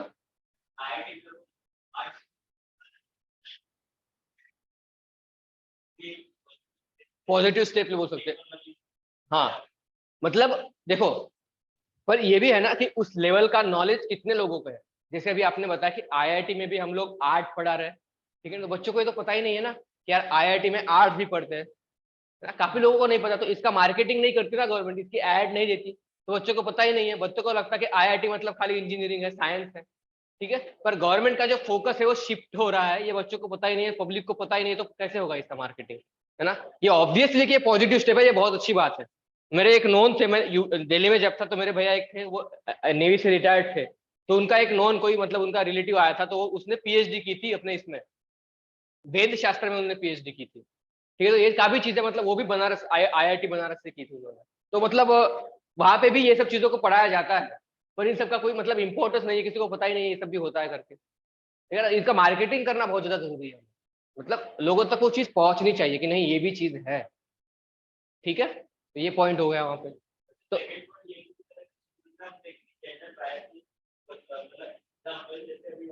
हाँ हाँ हाँ हाँ, बस स्कूल में ऐसा नहीं होता, अलग अलग है। तो ये निगेटिव में लिख सकते हैं हम लोग स्कूलिंग के उसमें, जेंडर डिस्क्रिमिनेशन खाली फैमिली में नहीं होता, स्कूलिंग में भी होता है जेंडर डिस्क्रिमिनेशन। ग्रुप में खाली दो दो लड़कों होंगे, लड़कियां अलग होगा उनका ग्रुप, तो ये जेंडर डिस्क्रिमिनेशन हमारी सोसाइटी के। देखो, मैं यहाँ पे बहुत इंपॉर्टेंट पॉइंट बोलता हूँ, जो रेप का कंसेप्ट है ना हमारी सोसाइटी के अंदर, वो क्यों होता है, क्योंकि जो लड़के और लड़कियां हैं उनको बचपन से एक जैसा ट्रीट नहीं किया जाता, ठीक है ना। जो रेप, जो एक्यूज होते हैं उनका आप, अब उनका आप एजुकेशन देखना, उनका एजुकेशन ज्यादा पढ़े लिखे नहीं होते वो लोग, पढ़े लिखों में भी होता है, पर ये जो बेसिक मेजोरिटी की बात कर रहा हूँ, 10th 12th तक पढ़े होंगे या फिर 8वीं तक पढ़े होंगे, तो हमें अपना एजुकेशन जो करिकुलम है वो ऐसे डेवलप करना चाहिए कि जो जेंडर है वो जेंडर फोकस नहीं होना चाहिए, ठीक है ना। लड़कों को लगना ही नहीं चाहिए कि लड़की हमसे अलग है, हम सबको लगना चाहिए कि नहीं, हम लोग ह्यूमन बीइंग है ना, लड़का लड़की इसमें क्या डिफरेंस है, ठीक है ना। जब सबको ये फीलिंग होगी कि लड़की लड़कों से अलग है ही नहीं, सब सिमिलर ही है, ठीक है, तो फिर ये सब प्रॉब्लम्स तो होगी नहीं ना, ठीक है। तो ये हमें हमें वहां पे जो हमारा करिकुलम है, जैसे आपने बोला ना कि लड़कों लड़कों को अलग ट्रीट करते हैं, तो ये नहीं होना चाहिए, सबको मिल बांट के एक साथ ही बैठ के पढ़ना चाहिए, ठीक है। ऐसे हमारी स्कूलिंग में बहुत कम देखा जाता है, होता ही नहीं है। अभी अभी थोड़ा इनकलकेट हो रहा है, पर फिर भी वहाँ पे टीचर्स का जो मेंटेलिटी होता है वो उनको अलाउ नहीं करता उस चीज के लिए, ठीक है। तो हमें जो ये एनवायरमेंट है, ये अगर आप देखोगे भी तो ये सीबीएसई में या फिर जो एजुकेटेड स्कूल है, बड़े बड़े स्कूल है, उनमें पाया जाता है। स्टेट गवर्नमेंट के स्कूल में आप कभी ऑब्जर्व नहीं करोगे लड़का लड़की साथ में बैठ के पढ़ रहे हैं या फिर खाना खा रहे हैं, ये होता ही नहीं है, ठीक है। तो ये जो डिफरेंस है ना, ये हमें इक्वल लेवल पे लाना चाहिए, ठीक है ना। अगर ऐसा हम करने में सक्सेस हो गए तो जो बेसिक एविल्स है सोसाइटी के, वो वैसे ही खत्म हो जाएंगे। डाउरी, रेप विक्टिम्स, ये जितने भी सोसाइटी के इश्यूज है ना बड़े बड़े, ये आधे वैसे ही खत्म हो जाएंगे उससे, ठीक है। तो पहला पॉइंट लिखो इसमें, रिलीजन।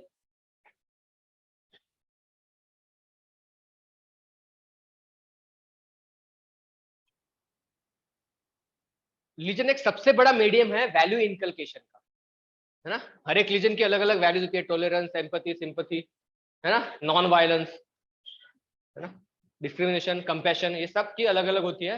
तो सोसाइटी का पहला एक इंस्टीट्यूशन है रिलीजन। रिलीजन बहुत सी वैल्यू इनकलकेशन में हमारी हेल्प करता है, क्योंकि बचपन से हमारे साथ होता है, पेरेंट्स हमें पढ़ाते हैं उसको फॉलो करना, ठीक है। तो उसकी बुरी अच्छी आदतें हमारे अंदर डायरेक्टली इनडायरेक्टली इनकलकेट होती जाती है।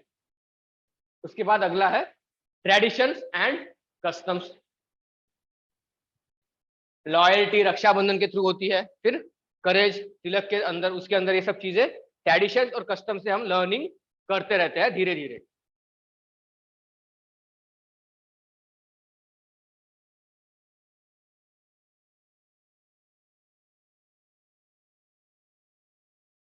ठीक है। ट्रेडिशन मतलब इसमें एक्सप्लेन करने की कोई बात नहीं ना, कल्चर को हम फॉलो करते हैं, जनरेशन टू जनरेशन वैल्यू का इनकलकेशन ट्रांसफॉर्मेशन धीरे धीरे होते रहता है ना, ये भी है। देखो, ट्रेडिशन और कल्चर, कल्चर क्या होता है, आपकी सोसाइटी का इंट्रिंसिक होता है ना। आप किसी कम्युनिटी से बिलोंग करते हो तो कम्युनिटी का कल्चर अलग होता है, और ट्रेडिशन क्या होती है, वो सोसाइटी की होती है पूरी। मतलब यहाँ पे देखो, डिफाइन करो, कल्चर जो होता है ना वो आपका इंडिविजुअलिस्टिक लेवल पे होता है ना। एक किसी ट्राइब होगी या फिर कोई कास्ट होगी, तो उनका कल्चर जो जनरेशन टू जनरेशन पासिंग होगा उसको बोलते हैं कल्चर। और ट्रेडिशन क्या होती है, वो एक नॉर्म होती है। जैसे ट्रेडिशन क्या हुई कि बड़ों के पैर छूना, ठीक है, ये हो गई ट्रेडिशन। और कल्चर क्या हुआ, ठीक है, कल्चर ये हुआ कि हम लोग टीकाकरण करते हैं बच्चों का, तो ये हो गया हमारा कल्चर। तो दोनों में थोड़ा बहुत वेरिएशन है, ज्यादा नहीं पर थोड़ा बहुत वेरिएशन है, ठीक है। समझ में आया क्या बेसिक चीज वहां पे डिफरेंस क्या होगा। तो परंपरा किसी भी फैमिली की इंट्रिंसिक हो गई, ठीक है, सोसाइटी, और उनका फोकस में सोसाइटी के थ्रू उसका सोर्सिंग होता है ना, ट्रेडिशन। और कल्चर होता है हॉलिस्टिक डेवलपमेंट कैसे होगा उसका, वो हो गया, ठीक है। फिर है पॉलिटिक्स, तो सबसे बड़ा इंपॉर्टेंट फैक्टर है पॉलिटिक्स। हमने जितने भी मॉरल थिंकर्स पढ़े एथिक्स के अंदर, उनने जो भी फिलोसॉफीज दी है वो उनके टाइम के अकॉर्डिंग दी है। स्टेट किसी के टाइम पे स्ट्रांग होगा तो उसने वैसी फिलोसॉफी दी, मतलब जो भी पॉलिटिकल एरिया होता है, जो भी पॉलिटिकल एनवायरमेंट होता है, उसका वैल्यू इंकलकेशन के ऊपर इफेक्ट होता है ना। जैसे अगर आपके पेरेंट्स का बर्थ ये अगर उनका जो मतलब वो अगर आपके पेरेंट्स 18 या 19 साल के होंगे जब इमरजेंसी लगी थी, तो उनका जो भी व्यू होगा, उनकी जो पर्सनैलिटी होती है वो थोड़ी सी बहुत अलग होगी, है ना, रिवोल्ट करने वाले होंगे वो लोग, क्योंकि उनकी वो बीती होती है। अगर हमारे टाइम पे अगर अगर अभी इमरजेंसी लगी होती, तो हमारा भी जो थिंकिंग है वो ऑब्वियसली कि हम लोग उस रोड पे आ जाते हैं उतर के, ठीक है। तो बहुत सी चीजें हैं वो पॉलिटिक्स के ऊपर भी डिपेंड करता है ना। वैल्यूज एग्जाम्पल लिख लेना, values of liberty, democracy, constitutionalism, ये सारी पॉलिटिक्स से हम लोग लर्न करते हैं, ठीक है। हमारी देश की पॉलिटिकल पार्टीज कितनी भी बुरी क्यों ना हो, पर हमारे अंदर अभी भी पाकिस्तान जैसा हाल नहीं है ना, ठीक है, डेमोक्रेसी फॉलो हो रही है, ठीक है। तो कुछ ना कुछ लेवल तक अच्छाई भी है हमारे कंट्री के अंदर। लिख लिया पॉलिटिक्स। अगला लिखो इकोनॉमी।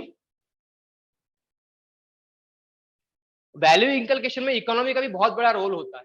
ठीक है ना। अब सम की इकोनॉमिक नीड्स अलग अलग है, सर्वाइव करने के लिए हमें इकोनॉमिकली स्टेबल होना बहुत ज्यादा जरूरी है। तो हमारी जो इकोनॉमिकल कंडीशन होती है वो भी हमें बहुत सी चीजें सिखाती है। कोई अगर गरीब घर से होगा तो उसको पता होता है कि मुझे कैसा बिहेवियर करना है, कितना कैसा कैसे खर्च करना है, कौन सी वैल्यूज को इनकलकेट करना है, वो अलग होता है। ठीक है, तो इकोनॉमिकल कंडीशन भी हमारे ऊपर अलग ना अलग तरीके से कोई ना कोई वैल्यू इनकलकेट करती रहती है। ठीक है, जैसे अगर हमारे देश की सोशलिस्ट इकोनॉमी है तो वहां पे स्टेट को इंपॉर्टेंस देंगे, वही अगर प्रॉफिट मेकिंग मतलब कैपिटलिस्ट इकोनॉमी है तो खुद का वेलफेयर, खुद का बिहेवियर हम ज्यादा इंप्रूव करेंगे, मार्केट करेंगे, ठीक है, कैश करेंगे उस चीज को। तो ये चीज है। ठीक है, फिर है इकोनॉमी लिख लिया आपने। फिर है मीडिया। मीडिया के अलग अलग टाइप है, इलेक्ट्रॉनिक मीडिया, प्रिंट, सब लिख लेना। Electronic media, print media, digital media, mass media यानी मास कम्युनिकेशन। इन सब का अलग अलग तरीके से हमारी पर्सनैलिटी पे इम्पैक्ट होते रहता है बचपन से। आजकल तो देखो बच्चा जब 5th या फिर 6th स्टैंडर्ड में जाता है तभी तो उसके पास फोन आ जाता है। फोन के बाद उसके पास मीडिया का कनेक्शन सीधा एस्टेब्लिश हो जाता है, तो उसको इन्फ्लुएंस करना मीडिया से तभी से शुरू हो जाता है। पहले क्या होता था, उतना मतलब कनेक्टिविटी नहीं थी, तो बच्चों के पास जो मीडिया है वो बहुत लेट पहुंचता था। मतलब वो जब एक अंडरस्टैंडिंग की कंडीशन में आ जाते थे उसके बाद उनके पास मीडिया पहुंचता था। पर आजकल मीडिया का रीच बच्चों को जरूरत से पहले मिल जाता है। ठीक है ना, इसलिए किसी भी चीज को लेके उनका व्यू डेवलप होना पहले से ही शुरू हो जाता है। उस केस में फिर बच्चों की सोशलाइजेशन बहुत मैटर करती है। फैमिली की सोशलाइजेशन उनकी कैसी हो रही है ना, स्कूलिंग कैसे हो रही है, और साथ साथ फिर ये सोसाइटी की सोशलाइजेशन, उनका इम्पैक्ट अलग से होता है उन चीजों पे। ठीक है, ये हो गया मीडिया। फिर है सिविल सोसाइटी।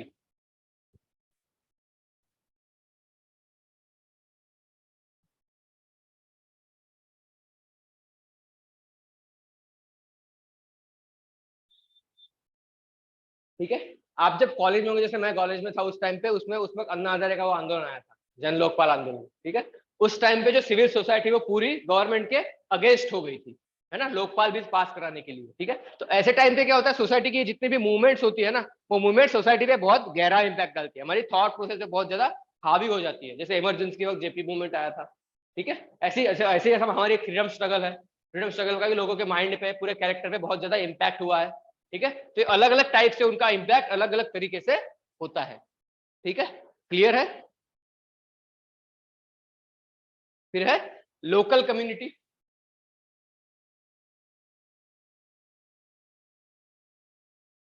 कोई अगर ट्राइबल कम्युनिटी है, ठीक है, कोई कास्ट है, उनका इम्पैक्ट, उनका कल्चर, उनकी जो वैल्यूज है वो अलग अलग होती है। कोई कोई ट्राइबल सोसाइटी हमारे देश के अंदर ऐसी है जो मैटर, क्या बोलते हैं उसको, मटेरियलिस्टिक है, सॉरी मटेरियल नहीं है, मैट्रियार्कियल, है ना, है ना। कुछ कुछ ट्राइब्स है जिसमें मदर को बहुत ज्यादा इंपॉर्टेंस दिया जाता है। ठीक है, तो जो बेसिक बेसिक वैल्यूज है वो ट्राइब क्या होता है, मतलब लोकल कम्युनिटी की भी कुछ कुछ वैल्यूज है जो इम्पैक्ट करती है आपके ऊपर। ठीक है, तो ये पॉइंट भी क्लियर है सबको लोकल कम्युनिटी का। जैसे यहाँ पे एग्जाम्पल भी दिया हुआ है, लिख लेना आप, डोंगरा ट्राइब, डोंगरा कोंड कम्युनिटी, है ना। ये क्या करते हैं, अपने माउंटेन को बहुत ज्यादा सेक्रेड मानते हैं। ठीक है, वहां पे वो लोग जो इलीगल प्रैक्टिसेस होती है उसको अलाउ नहीं करते, मतलब ये इनडायरेक्टली एनवायरमेंट को प्रमोट कर रहे हैं अपने। ठीक है, तो यहाँ से ये चीजें सीखने जैसी है उनके पास से। ठीक है, हाँ हाँ, बहुत ज्यादा था, बहुत इंपॉर्टेंस था। जैसे पोस्ट इंडस्ट्रियल मतलब आ गया पीरियड, तो वहां पे जो फैमिली इंपॉर्टेंस था, ये जो कम्युनिटिकल इंपॉर्टेंस था वो धीरे धीरे घटते जा रहा है ना। तो इसका एक रिजल्ट वही है ना, मॉडर्निटी और ग्लोबलाइजेशन, इनका इम्पैक्ट है ये सब चीजों, इंडस्ट्रियल डिजिटलाइजेशन का। ठीक है, हमारी कल्चरल सोचा से हमारी ट्रेडिशनल सोसाइटी बहुत ज्यादा एनवायरमेंट को इंपॉर्टेंस देती है, हमारे कल्चर के अंदर वो चीज है कि हम एनवायरमेंट को बहुत ज्यादा इंपॉर्टेंस देते हैं। ठीक है, पर अभी ग्लोबलाइजेशन की वजह से, डेवलपमेंट की वजह से ये सब चीजें धीरे धीरे घटती जा रही है। ठीक है, ये ना, कुछ कुछ ट्राइब होती है जो माइनिंग प्रोजेक्ट के अंदर ही खड़ी हो जाती है ना, पूरा अपोज करती है उन चीजों को। ठीक है, फिर है लीडरशिप।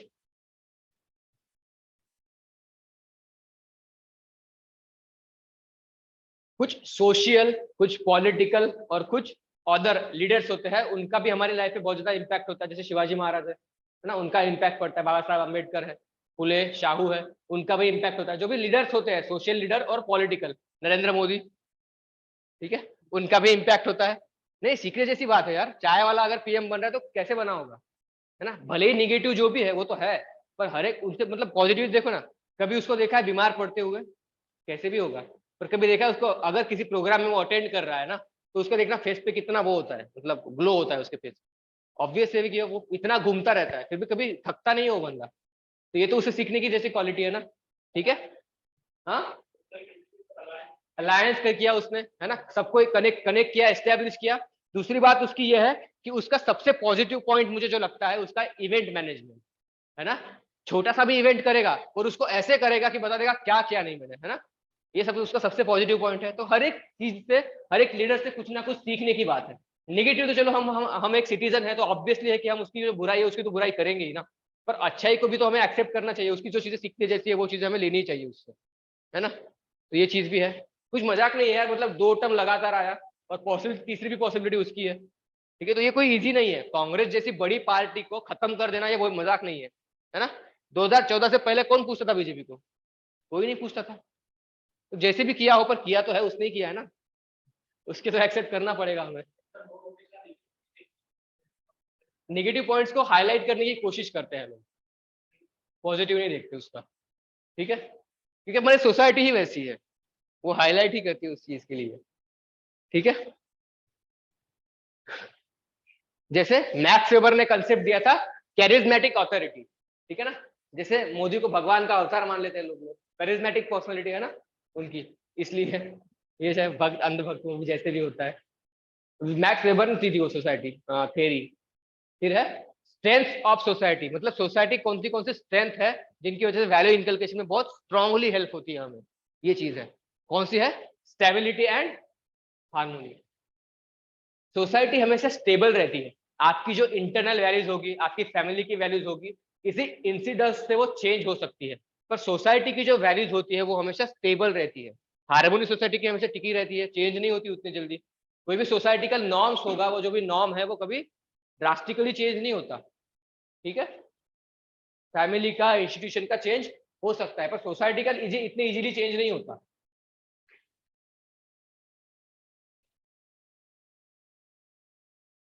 उसके बाद है डाइवर्सिटी।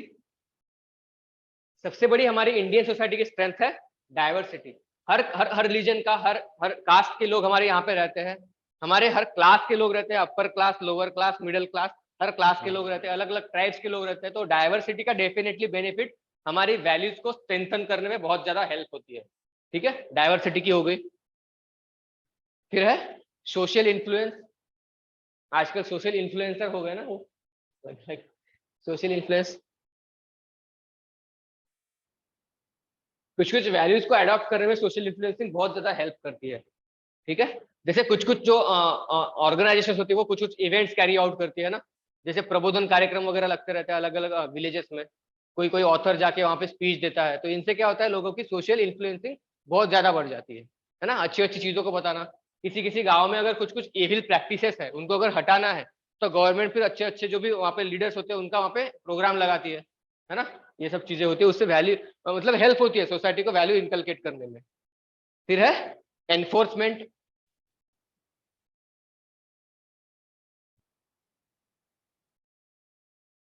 सोसाइटी में अगर कोई वैल्यू का एनफोर्समेंट नहीं होता तो वहां पे ब्रीच के लिए पनिशमेंट भी दी जाती है ना। पनिशमेंट डायरेक्टली नहीं होती, कभी कभी इनडायरेक्टली ज्यादा होती है। ठीक है, तो ये भी इंपॉर्टेंट है, एनफोर्समेंट के लिए एज एजेंसी की तरह एक्ट करती है सोसाइटी। कोई भी वैल्यू का इन्फोर्समेंट नहीं हो रहा है ये देखने के लिए एज एजेंट काम करती है सोसाइटी, तो ये उसकी स्ट्रेंथ है। फिर है क्रेडिबिलिटी,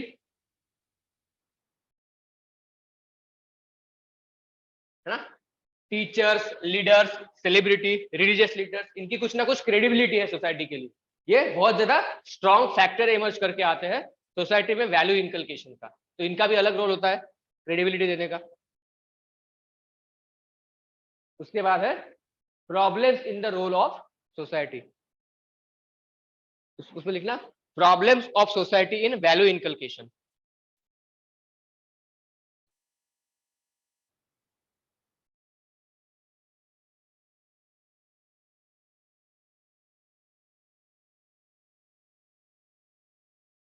पहला है हेट्रोजिनिटी।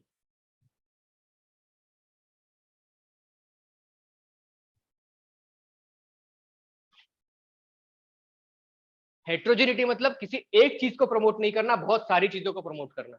कभी कभी क्या होता है, हम बहुत सारी चीजों को प्रमोट करने के चक्कर में जो हमारी बेसिक चीजें हैं वही खत्म कर देते हैं ना, तो उसको बोलते हैं हेट्रोजेनिटी। इंडिया की कॉन्टेक्स्ट में, इंडिया की सोसाइटी में स्पिरिचुअल और मटेरियलिस्टिक, पता है आपको स्पिरिचुअल और मटेरियलिस्टिक मतलब? स्पिरिचुअल मतलब अध्यात्म को मानना, ठीक है ना, लाइफ के बाद भी बर्थ है इसको मानना, इसको बोलते हैं स्पिरिचुअलिटी। और मटेरियलिस्टिक मतलब प्रैक्टिकल लाइफ में बिलीव करना, ठीक है।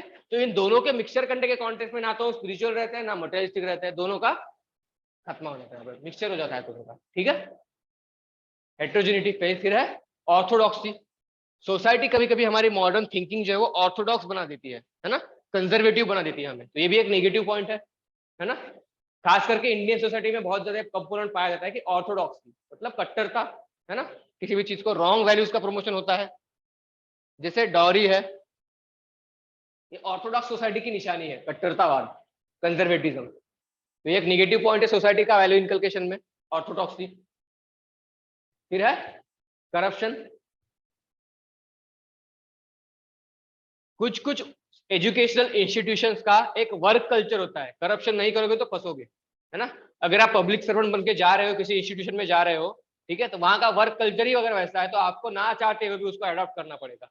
अगर आप नहीं करोगे तो वो हो सकता है कि आपको किसी ना किसी जगह पे ट्रांसफर कर दे या फिर कुछ ना कुछ आपके साथ बुरा करेंगे, ठीक है।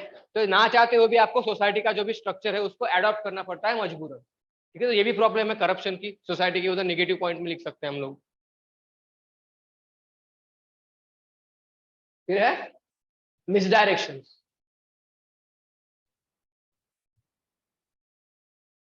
कभी कभी क्या होता है ना, सोसाइटी के जो इंस्टीट्यूशन है, कुछ कुछ पॉलिटिकल पार्टीज है, वो खुद के बेनिफिट के लिए सोसाइटी को एक अलग डायरेक्शन में, रॉन्ग डायरेक्शन में ले जाती है, ठीक है। तो ये भी गलत बात है, ये भी निगेटिव पॉइंट में आएगा। अगला है इंट्रोवर्ट, इंट्रोवर्जन। इंट्रोवर्जन मतलब कुछ कुछ लोग होते हैं जो काफी इंट्रोवर्ट होते हैं, अपनी जो फीलिंग्स है, अपनी जो थिंकिंग है, वो लोगों के साथ शेयर नहीं करते, ठीक है ना। इसके कॉन्टेक्स्ट में, इसके कॉन्टेक्स्ट में क्या होता है कि वो सोसाइटी की जो भी वैल्यूज है वो एब्सॉर्ब नहीं कर पाते, सोशलाइज ठीक से नहीं हो पाते, तो ये भी एक नेगेटिव पॉइंट है सोशलाइजेशन का।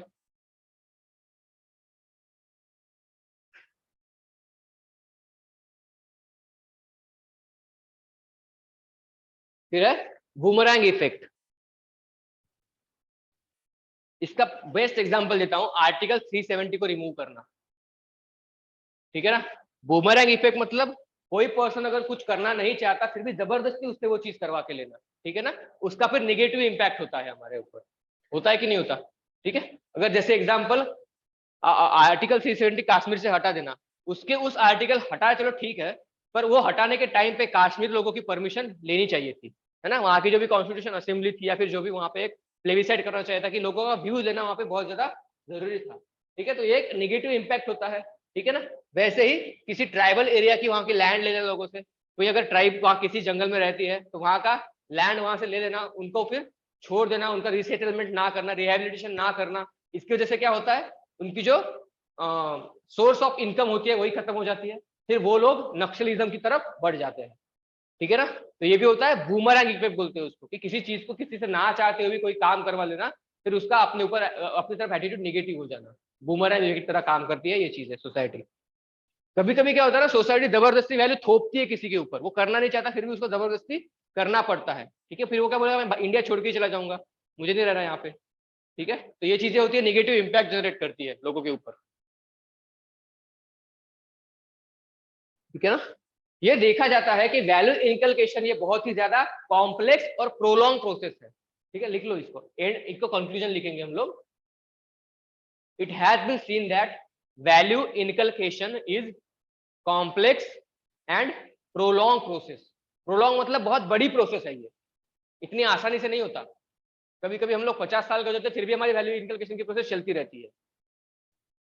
It is controlled by many factors या फिर many actors. It is controlled by many factors or actors like family, education system, community, etc.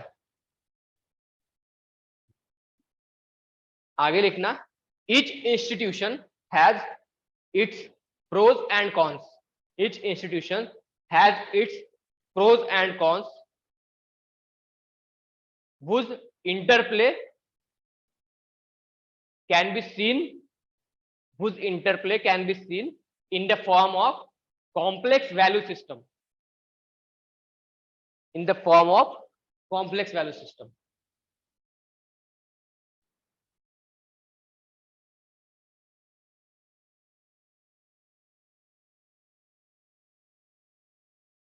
लिख लिया? ठीक है ना। इसका मतलब है कि हर सोसाइटी के, हर फैमिली के, हर एक इंस्टीट्यूशन के प्रोज एंड कॉन्स होते हैं। अगर बैलेंस तरीके से इन लोगों को सीखा ना जाए तो ये फिर कॉम्प्लेक्सिटी तैयार कर देती है माइंड के अंदर और पूरी पर्सनैलिटी के अंदर, पूरी वैल्यूज के अंदर।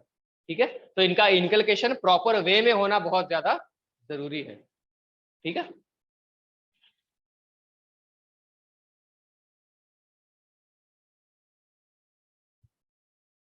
लिख लिया सबने? तो ये हो गया role of family in value inculcation, role of family, education system and society in value inculcation. अब जो हमारा पहला यूनिट है, पहला जो टॉप पॉइंट है,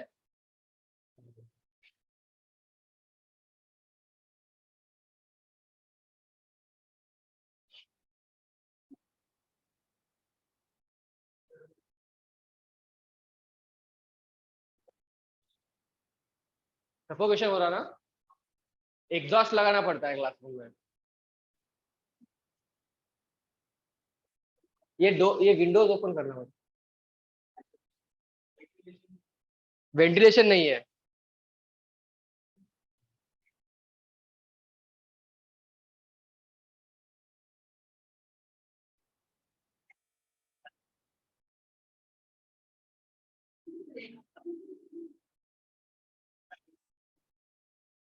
ठीक है, हाँ हाँ हाँ,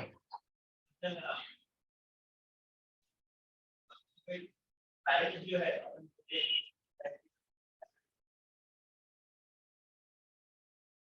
एक फैमिली है जिसके फादर गवर्नमेंट सर्वेंट है,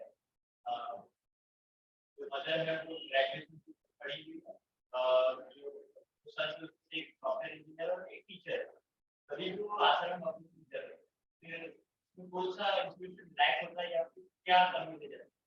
देखो, कभी कभी क्या होता है ना, अब जो वैल्यू इनकलकेशन का जो प्रोसेस होता है, उनके अंदर एक जो पेरेंट का जो देन होती है ना, हो सकता है उस केस में, जो कॉन्टेक्स्ट में जो एजुकेशनल बिलीफ है वो सब साइड में आ जाता है। जो भी आपका एजुकेशन है वो सब साइड में रख दो, क्योंकि जो बिलीफ होता है ना, आप किसी को भगवान मानते हो, ठीक है ना, तो भगवान की फिलोसफी अलग ही है। भगवान अगर आपके जान भी ले लेंगे ना तो भी उनको माफ है।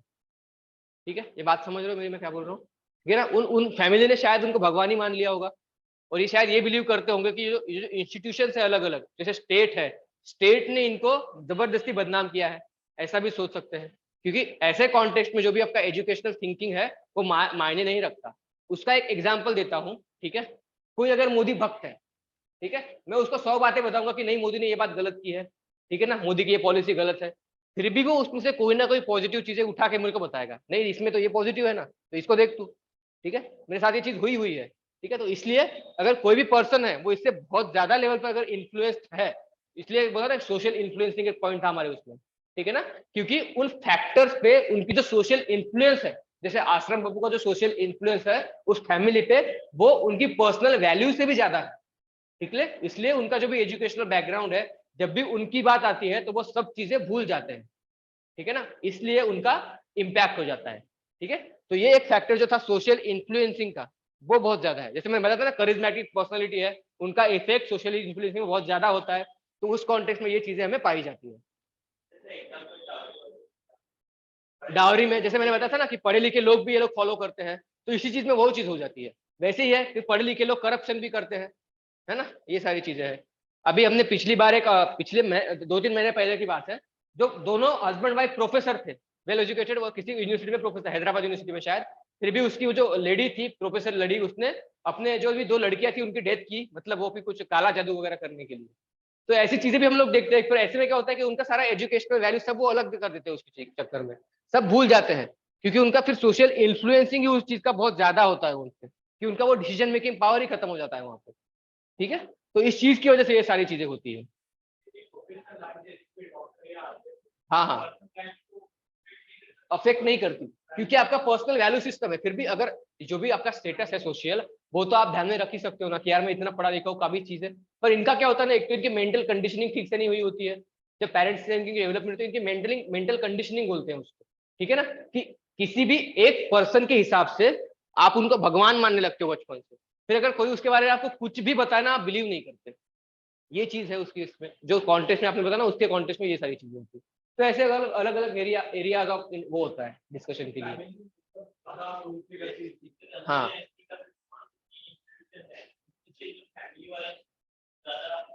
हाँ, इम्पैक्ट होता है, क्योंकि पहला सोशलाइजेशन का मीडियम स्कूल भले ही होगा, पर इंटरनल जो मीडिया होता है, वो इंडियन जो मीडियम होता है, वो तो फैमिली ही होती है। ठीक है ना। जैसे हमने देखा है कि बच्चे का जब जन्म होता है, वो पूरा क्लीन स्लेट होता है ना, पूरी कोरी वो पार्टी होता है। तो उसके ऊपर कैसे लिखना है, कौन सी वैल्यूज डालनी है, तो पहली जो है वो फैमिली का ही हक होता है। और हमने देखा कि बच्चा अगर आपको कोई कुछ भी बोले, फिर भी आप बात मानोगे तो फैमिली की ही मानोगे। ठीक है ना, ये भी बात है। तो हमारा सोशल इंस्टीट्यूशन उस तरीके से डेवलप किया गया है। प्रीफरेंस हमेशा फैमिली को देते हैं सोसाइटी से ज्यादा।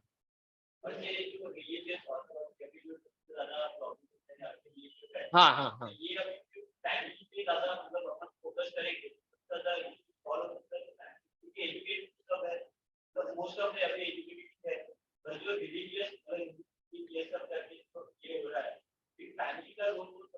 देखो, फैमिली का रोल तो होता है। फैमिली कभी हमें एक ऑर्थोडॉक्स सोसाइटी नहीं बनाती। ऑर्थोडॉक्स सोसाइटी बनाने का काम एक सोसाइटी का होता है ना। ऑर्थोडॉक्सी जो प्रॉब्लम हमने देखा, वो एक सोसाइटी के अंदर देखा है ना। तो जो ऑर्थोडॉक्सी ये फीलिंग होती है, ये एक गुम है। ठीक है ना। ये फीलिंग जनरेट करने के पीछे किसी ना किसी का हाथ है, जैसे किसी पॉलिटिकल पार्टी का रोल है इसके पीछे, ऑर्थोडॉक्सी का माहौल बनाने का। ठीक है। तो फैमिली का जो इनकलकेशन वैल्यू का है, वहां से ऑर्थोडॉक्सी प्रमोट नहीं होती। जो कंपोनेंट्स है सोसाइटी के, जो फैक्टर सोसाइटी के है, वो ऑर्थोडॉक्सी प्रमोट करने में हेल्प करते हैं।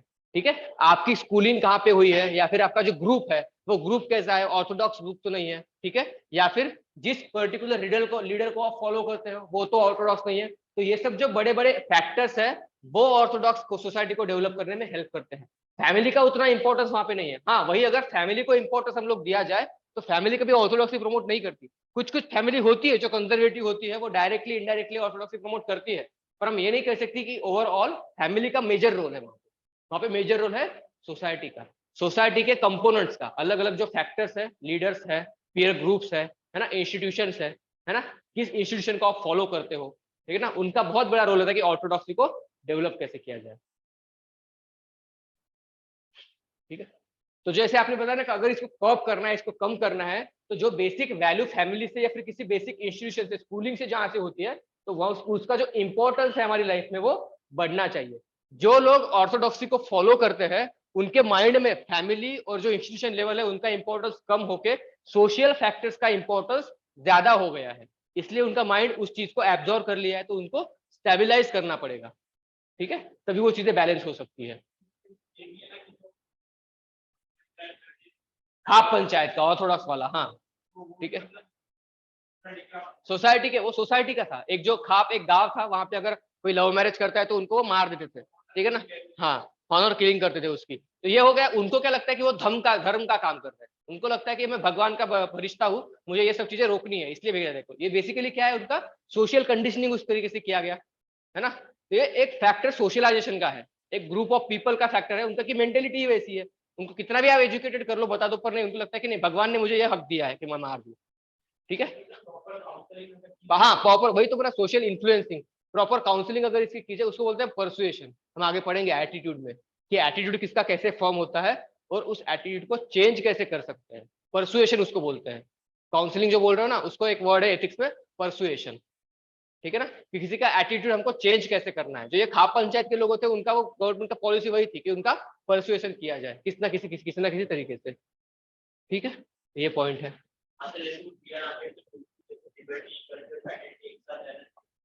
हाँ,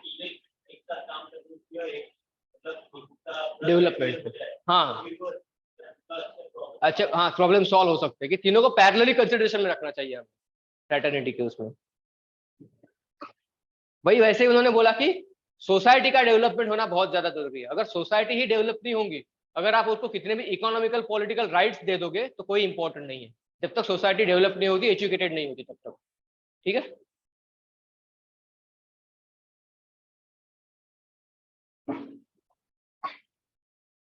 ठीक है। तो अभी तक हमने देखा पहला वाला हमारा टॉपिक है essence of ethics, essence of sorry SSC है ना, एथिक्स एंड ह्यूमन इंटरफेरेंस।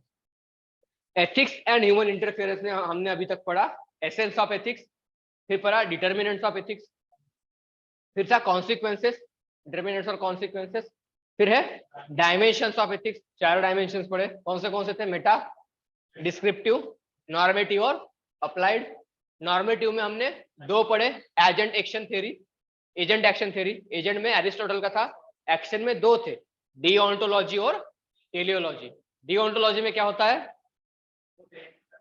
ना, और टेलियोलॉजी में एंड इज इंपॉर्टेंट। टेलियोलॉजी में हमने दो देखे थे फिलोसोफर, बेंथम एंड जेएस मिल, और टेलियोलॉजी में डिओन्टोलॉजी में दो देखे थे, और टेलियोलॉजी में चार फिलोसॉफीज थी। ठीक है ना। पहली कौन सी थी उसमें से? यूटिलिटेरियनिज्म, है ना। यूटिलिटेरियनिज्म में कौन था? बेंथम एंड जेएस मिल। ठीक है। यहाँ पे हमने कांट देखा था, हाँ, डिओन्टोलॉजी में। ठीक है। और फिर कॉन्ट्रैक्टेरियंस देखे थे। कॉन्ट्रैक्टेरियंस में तीन थे, थॉमस हॉब्स, जॉन लॉक और रूसो। फिर और कंटेम्पररी कॉन्ट्रैक्टेरियंस, उसमें John Ross theory of justice, फिर अमर्त्य सेन देखे, और फिर फेमिनिज्म देखा था हमने। ठीक है। ये सारे टॉपिक हमने नॉर्मेटिव एथिक्स में। फिर अप्लाइड एथिक्स में professional ethics, medical ethics, environmental ethics, ये सारे एथिक्स को कैसे कैसे अप्लाई करना है वो वहां पे देखा था। ठीक है। फिर देखा ethics in public and private relation, public हमारी पब्लिक लाइफ, और प्राइवेट में खुद के इंटरनल हमारा रिलेशन कैसे होता है किसी के साथ में, वो वहां पे देखा था। फिर देखा था हमने एथिक्स इन इंटरनेशनल रिलेशन देखा था। फिर अभी हमने देखा ह्यूमन वैल्यूज, वैल्यूज के टाइप्स, वैल्यूज के फीचर्स, है ना। वैल्यू की डिबेट कौन सी है, सब्जेक्टिव है या फिर ऑब्जेक्टिव है, ये पिछली बार देखा था हमने। आज हमने देखा role of family, educational institution और सोसाइटी का वैल्यू इनकलकेशन में क्या रोल होता है, ये सब हमने देखा है अभी। अभी हमारा इस टॉपिक का आखिरी पॉइंट है lesson from life and teaching of great leaders. ठीक है ना। इन सबसे हम लोग क्या लर्निंग करते हैं, ये सब चीजें। ठीक है। ये सारे हमारे लीडर्स हैं, इनकी लाइफ से हम क्या क्या, सोशल रिफॉर्मर्स, ग्रेट लीडर्स हैं, उनकी लाइफ से हम लोग क्या क्या लर्निंग करते हैं, कौन सी वैल्यूज हम लोग सीखते हैं, वो हमें यहाँ पे देखना है। ठीक है।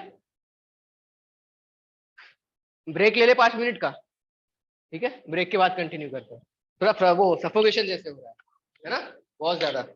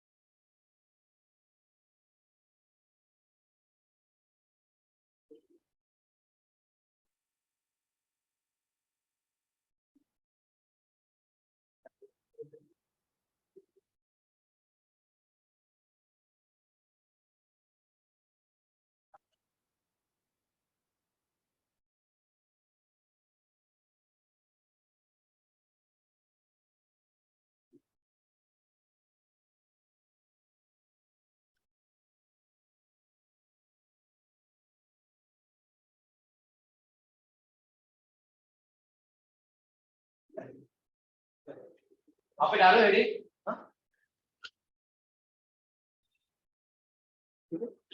डालो heading lessons from the lives of great leaders. कौन सी वैल्यूज हमें लर्निंग करने के लिए मिलती है from the lives of the leader, social social reformer, political leaders, etcetera etcetera, जितने भी है सबकी लाइफ से कौन सी वैल्यूज है। पहली है करेज। क्या मतलब है करेज का?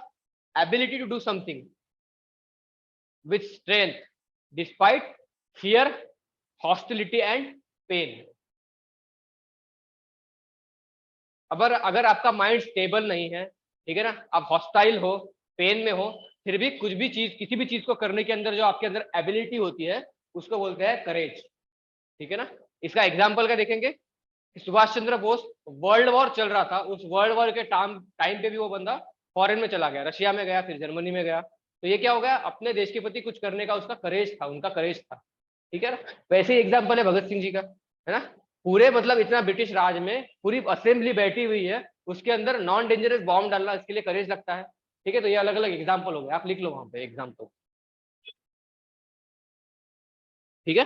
अब ऐसे एग्जाम्पल्स आप डेली न्यूज़पेपर से भी कलेक्ट कर सकते हो करेज के, ठीक है। और जब आप आंसर में ऐसे खुद के एग्जाम्पल्स लिखोगे तो उसका वेटेज अलग बढ़ेगा आपके आंसर का, ठीक है। ये तो कॉमन एग्जाम्पल्स हो गए, ये तो सब लिखेंगे। फिर भी आप अपने नोट्स में एक अंडरस्टैंडिंग के लिए इनको भी नोट डाउन करके रख लो। हाँ, करे, हाँ वो भी करेज ही है, ठीक है। इससे अच्छा अगर हम किसी किसी मतलब सिविल सर्वेंट का नाम लेके बोलेंगे कि इसने ये जो काम यहाँ पे किया था, तो वो बहुत उनको इन्फ्लुएंशियल लगता है, उनको लगता है कि नहीं ये लड़का उस तरीके से, उनका ऑब्जर्वेशन पावर इतना अच्छा है कि इसने कैसे कोई पॉलिसी इंप्लीमेंट कर रहा है उसका भी ध्यान रखा है इसने। तो ऐसी चीजों को ज्यादा इनकलकेट करना, ठीक है। न्यूज़पेपर पढ़ते हुए हमें जो टॉपिक है उनका नोट्स नहीं बनाना, इन सब चीजों का बनाना होता है कि हमारे खुद के एग्जाम्पल्स क्या होंगे, पर्सनल एग्जाम्पल क्या होंगे, इन सब चीजों का होता है, ठीक है। फिर है ह्यूमिलिटी। ह्यूमिलिटी का मतलब है quality of not feeling superior to anyone, या फिर पूरा लिख लो, quality of not feeling superior and having a modest opinion of oneself due to awareness of limitation. मतलब हम सबको ये पता होना चाहिए कि हम लोग कितने भी सुपीरियर क्यों ना हो जाए, हम में कुछ ना कुछ लिमिटेशन हमेशा होती है, इसलिए सबको इक्वली ट्रीट करना चाहिए, उसे बोलता है ह्यूमिलिटी, ठीक है। फॉर एग्जाम्पल महात्मा गांधी कितने बड़े लीडर थे, फिर भी एक रूलर तरीके की लाइफ वो लोग स्पेंड करते थे, ठीक है। सबको इक्वली ट्रीट करना चाहिए इसलिए कि उन्होंने कभी डिफरेंस नहीं किया मार्जिनलाइज में और अपर क्लास पीपल में, उनका उठना बैठना खास करके अपर क्लास लोगों में होता था, फिर भी उन्होंने एक रूरल लाइफ अपनाई, लोगों को ज्यादा इंपॉर्टेंस दिया, तो ये उनकी ह्यूमिलिटी थी। वैसे ही नेहरू जी ने भी एक बार कहा था कि भले ही वो इतने अपर क्लास से आते हो, एलिट फैमिली से आते हो, फिर भी वो क्या है, प्रधानमंत्री की जगह प्रथम सेवक है लोगों का, ठीक है। तो इसलिए वो लोग लोगों में से मैं उन लोगों में से ही एक हूँ, ऐसे उन्होंने कहा था। तो ये एग्जाम्पल हम बोल सकते हैं उनका। फिर अगली है justice. Justice means fair treatment of all and balancing of burden and benefits. सबको इक्वल ट्रीटमेंट देनी चाहिए, ठीक है। और जो भी सोसाइटी के बेनिफिट्स है वो सब में इक्वली डिस्ट्रीब्यूट करने चाहिए, है ना। और बर्डन्स भी सबको इक्वली डिस्ट्रीब्यूट कर देने चाहिए, इसको बोलते हैं जस्टिस। वैसे एग्जाम्पल बोले कि गांधी जी ने ये कंपेंसेट, पाकिस्तान को ज्यादा कंपेंसेट करने की बात कही थी, क्योंकि उन्होंने बोला था कि जितने भी इंडिया के रिसोर्सेस है, मेजोरिटी रीजन इंडिया के पास है, तो हमें पाकिस्तान को कुछ ना कुछ कंपेंसेशन देना चाहिए, क्योंकि उनके पास बहुत कम लैंड है, ठीक है ना। तो मतलब इंडिया में होने के बावजूद भी ये फीलिंग होना, पाकिस्तान के लिए अच्छी फीलिंग होना, ये उनका जस्टिस का फीलिंग थी गांधी जी की, ठीक है ना। वही है कि अंबेडकर साहब के पास इतनी बड़ी डिग्रीज होने के बाद भी वो फॉरेन में रह सकते थे, फिर भी उनकी कम्युनिटी के साथ जस्टिस होना चाहिए, इसलिए वो इंडिया में रिटर्न आए, है ना। और वहां पे यहाँ पे सोशल जस्टिस प्रमोट करने का आइडिया उन्होंने किया, फिर कॉन्स्टिट्यूशन लिखा आगे। तो एग्जाम्पल्स है जस्टिस का। फिर है सेल्फलेसनेस। लिख रहे हो ना साथ में, डेफिनेशन लिखना। Selflessness is caring about the interest of other over self. मतलब खुद के इंटरेस्ट से ज्यादा किसी और का इंटरेस्ट को प्रमोट करना, सेल्फलेसनेस, खुद से ज्यादा किसी और को इंपॉर्टेंस देना। एग्जाम्पल, जब इमरजेंसी के टाइम पे जेपी जयप्रकाश नारायण मूवमेंट चला था, तो उन्होंने इतनी बड़ी ऑल इंडिया मूवमेंट को लीड किया, फिर भी उनका पर्सनल मोटिव नहीं था कि मैं पॉलिटिकल लीडर बनूं या प्राइम मिनिस्टर बनूं, वो कभी बने नहीं उस चीज के लिए, ठीक है ना। तो ये इसको बोलते हैं सेल्फलेसनेस, मतलब लोगों के वेलफेयर के लिए उन्होंने मूवमेंट चलाया था, ठीक है। वैसे ही नेल्सन मंडेला ने खुद की लाइफ सेक्रीफाइस कर दी, उन्होंने 27 ईयर्स प्रिजन के अंदर डाले, फिर भी उनका कोई पर्सनल एक्सपेक्टेशन नहीं था कि मुझे प्रेसिडेंट बनाया ही जाए। उनको लोगों ने बनाया वो अलग बात है, ठीक है, पर उसका सेल्फलेस था, क्योंकि जब वो 27 साल जेल के अंदर रहे तो उनको पता थोड़ी था कि मैं मुझे मिलेगा ही आगे जाके, डेथ भी हो सकती थी उनकी, पर फिर भी उन्होंने वो गिव अप किया उसका, तो उसको बोलते हैं सेल्फलेसनेस, खुद की टाइम, खुद की इंपॉर्टेंस ना करके बाकियों को इंपॉर्टेंस देना। एग्जाम्पल लिख लेना साथ में। फिर है कंपैशन, सहानुभूति किसको बोलते हैं। Compassion is when one feels bad for suffering of the others, ठीक है ना, बस बैड फील नहीं करते हो, ठीक है, और ये इच्छा भी रखते हो कि मैं कैसे उनकी सफरिंग कम कर सकता हूँ, ठीक है, उनके लिए कुछ ना कुछ करोगे भी आप, ठीक है, मतलब compassion is when one feels bad for the suffering of the others and wishes to alleviate that sacrifice, मतलब जितनी भी सफरिंग है उसको कम कैसे करा किया जाए उस पर भी ध्यान दे देना है।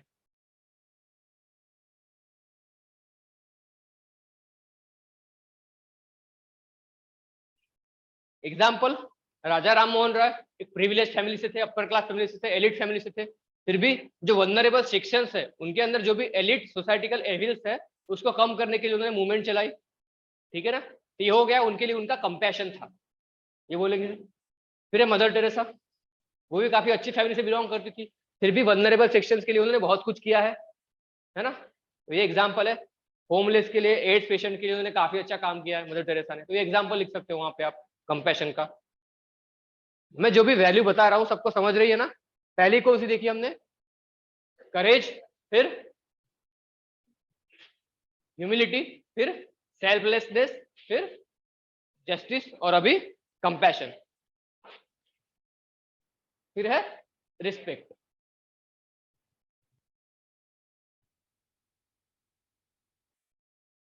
Respect means giving due regard to someone something for their abilities, feelings, rights and achievement. ये सारी वैल्यूज हम हमारे रोल मॉडल से सीखते हैं, जो भी लीडर्स है उनके वैल्यू से कौन सी लाइफ सीखते हैं, यही है,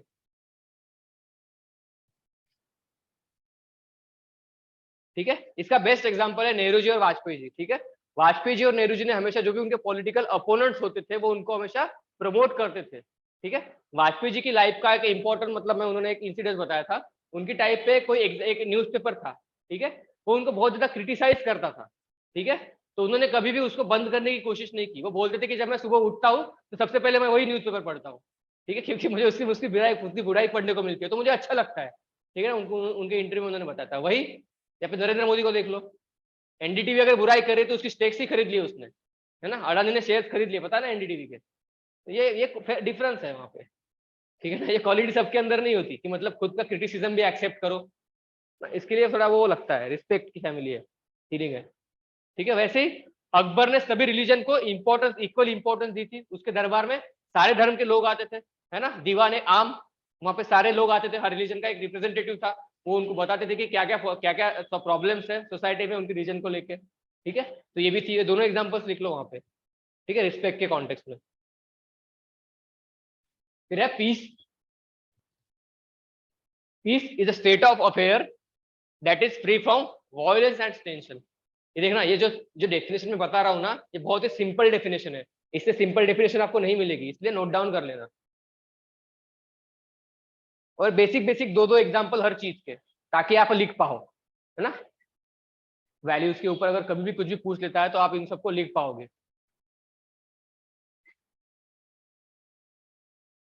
बेस्ट एग्जांपल है अशोक। कलिंग वॉर के बाद उसने पीस के लिए पूरा जो भी था पूरा सब कुछ चेंज कर दिया था, और पॉलिसी, पीस की पॉलिसी अडॉप्ट की थी, धम्मा की पॉलिसी, पीस को प्रमोट करने के लिए, ठीक है। वही सेम एग्जांपल है Martin Luther king, Gandhi ji, उन्होंने भी पीस को प्रमोट किया था, ठीक है।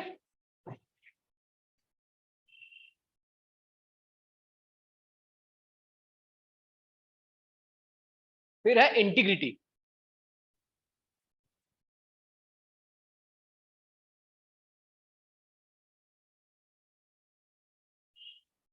उसका लिखना, integrity is the quality of being moral, morally upright despite contrary pressure।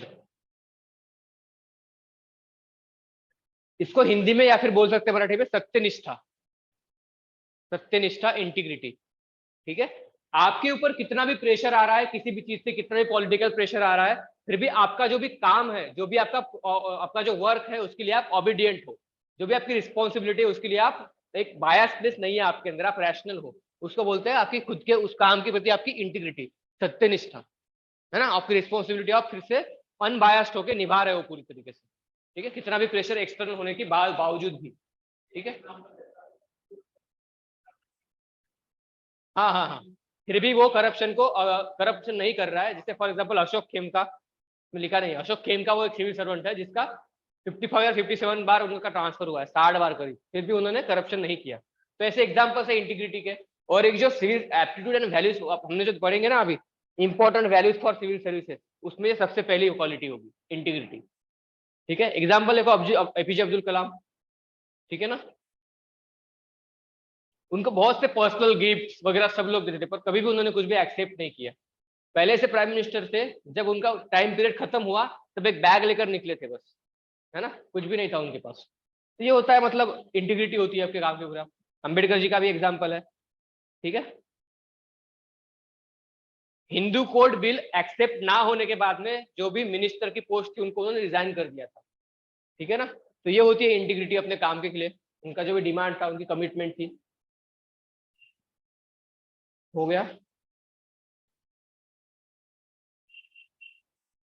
ऊपर के लिखा आपने लीडर्स लिखा था ना, पॉलिटिकल लीडर्स, अभी लिखो lesson from the life and teaching of great reformers.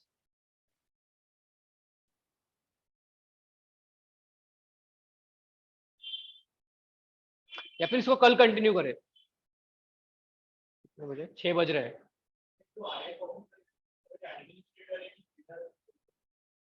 दो सब है, एक तो एडमिनिस्ट्रेटर तो है ही, पर लीडर किन के लिए, जो भी उनके ऑफिस में लोग काम करते हैं उनका तो वो लीडर ही हो गया ना। ठीक है, तो वो दोनों है, एडमिनिस्ट्रेटर भी है और लीडर भी है। ठीक है, इसको हम लोग कल कंटिन्यू करते हैं, कल की क्लास में। ठीक है,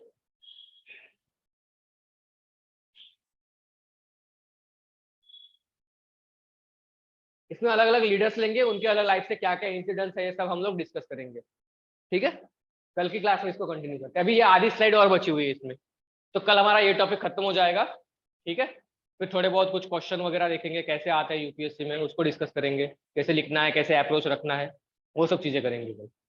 ठीक है, क्योंकि हमारा एक टॉपिक खत्म हो जाएगा, फिर अभी आपको थोड़ा बहुत लिखने की भी शुरुआत करनी पड़ेगी साथ साथ। ठीक है ना, तो उस पर करेंगे।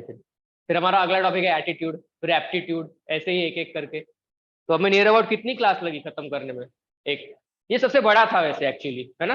फिर एटीट्यूड क्या एक लेक्चर का काम है, फिर वैसे ही एप्टीट्यूड है, aptitude and foundational values for future, वो थोड़ा सा बड़ा है। इतनी सारी सारी सिविल सर्विस की वैल्यूज होगी, वो सारी वैल्यूज इसमें डिस्कस होगी। ऐसे इंटीग्रिटी, ट्रांसपेरेंसिबिलिटी, सब कुछ इसमें डिस्कस होगा, तो वो थोड़ा सा बड़ा टॉपिक है। ठीक है, ऐसे ही चलते रहेगा, ऐसे ही रखना है ना हमें। ठीक है, अगली क्लास में इसको खत्म करेंगे और कुछ क्वेश्चंस लिखेंगे हम लोग, प्रैक्टिस करेंगे थोड़ी बहुत। तो अपने आप अब तक जितनी भी स्लाइड्स है वो होंगी आपके पास। ठीक है ना, तो कल आते हुए उन सबको पढ़ के आना। ठीक है, चलो। और मैं कुछ क्वेश्चंस ग्रुप पे डालूंगा आज, उन क्वेश्चंस को देख लेना, यूपीएससी के प्रीवियस ईयर के क्वेश्चंस होंगे जो टॉपिक हमने अभी पढ़ा उस टॉपिक पे। ठीक है, पहले हम इसको खत्म करेंगे, फिर उनको डिस्कस करेंगे। ठीक है, चलो।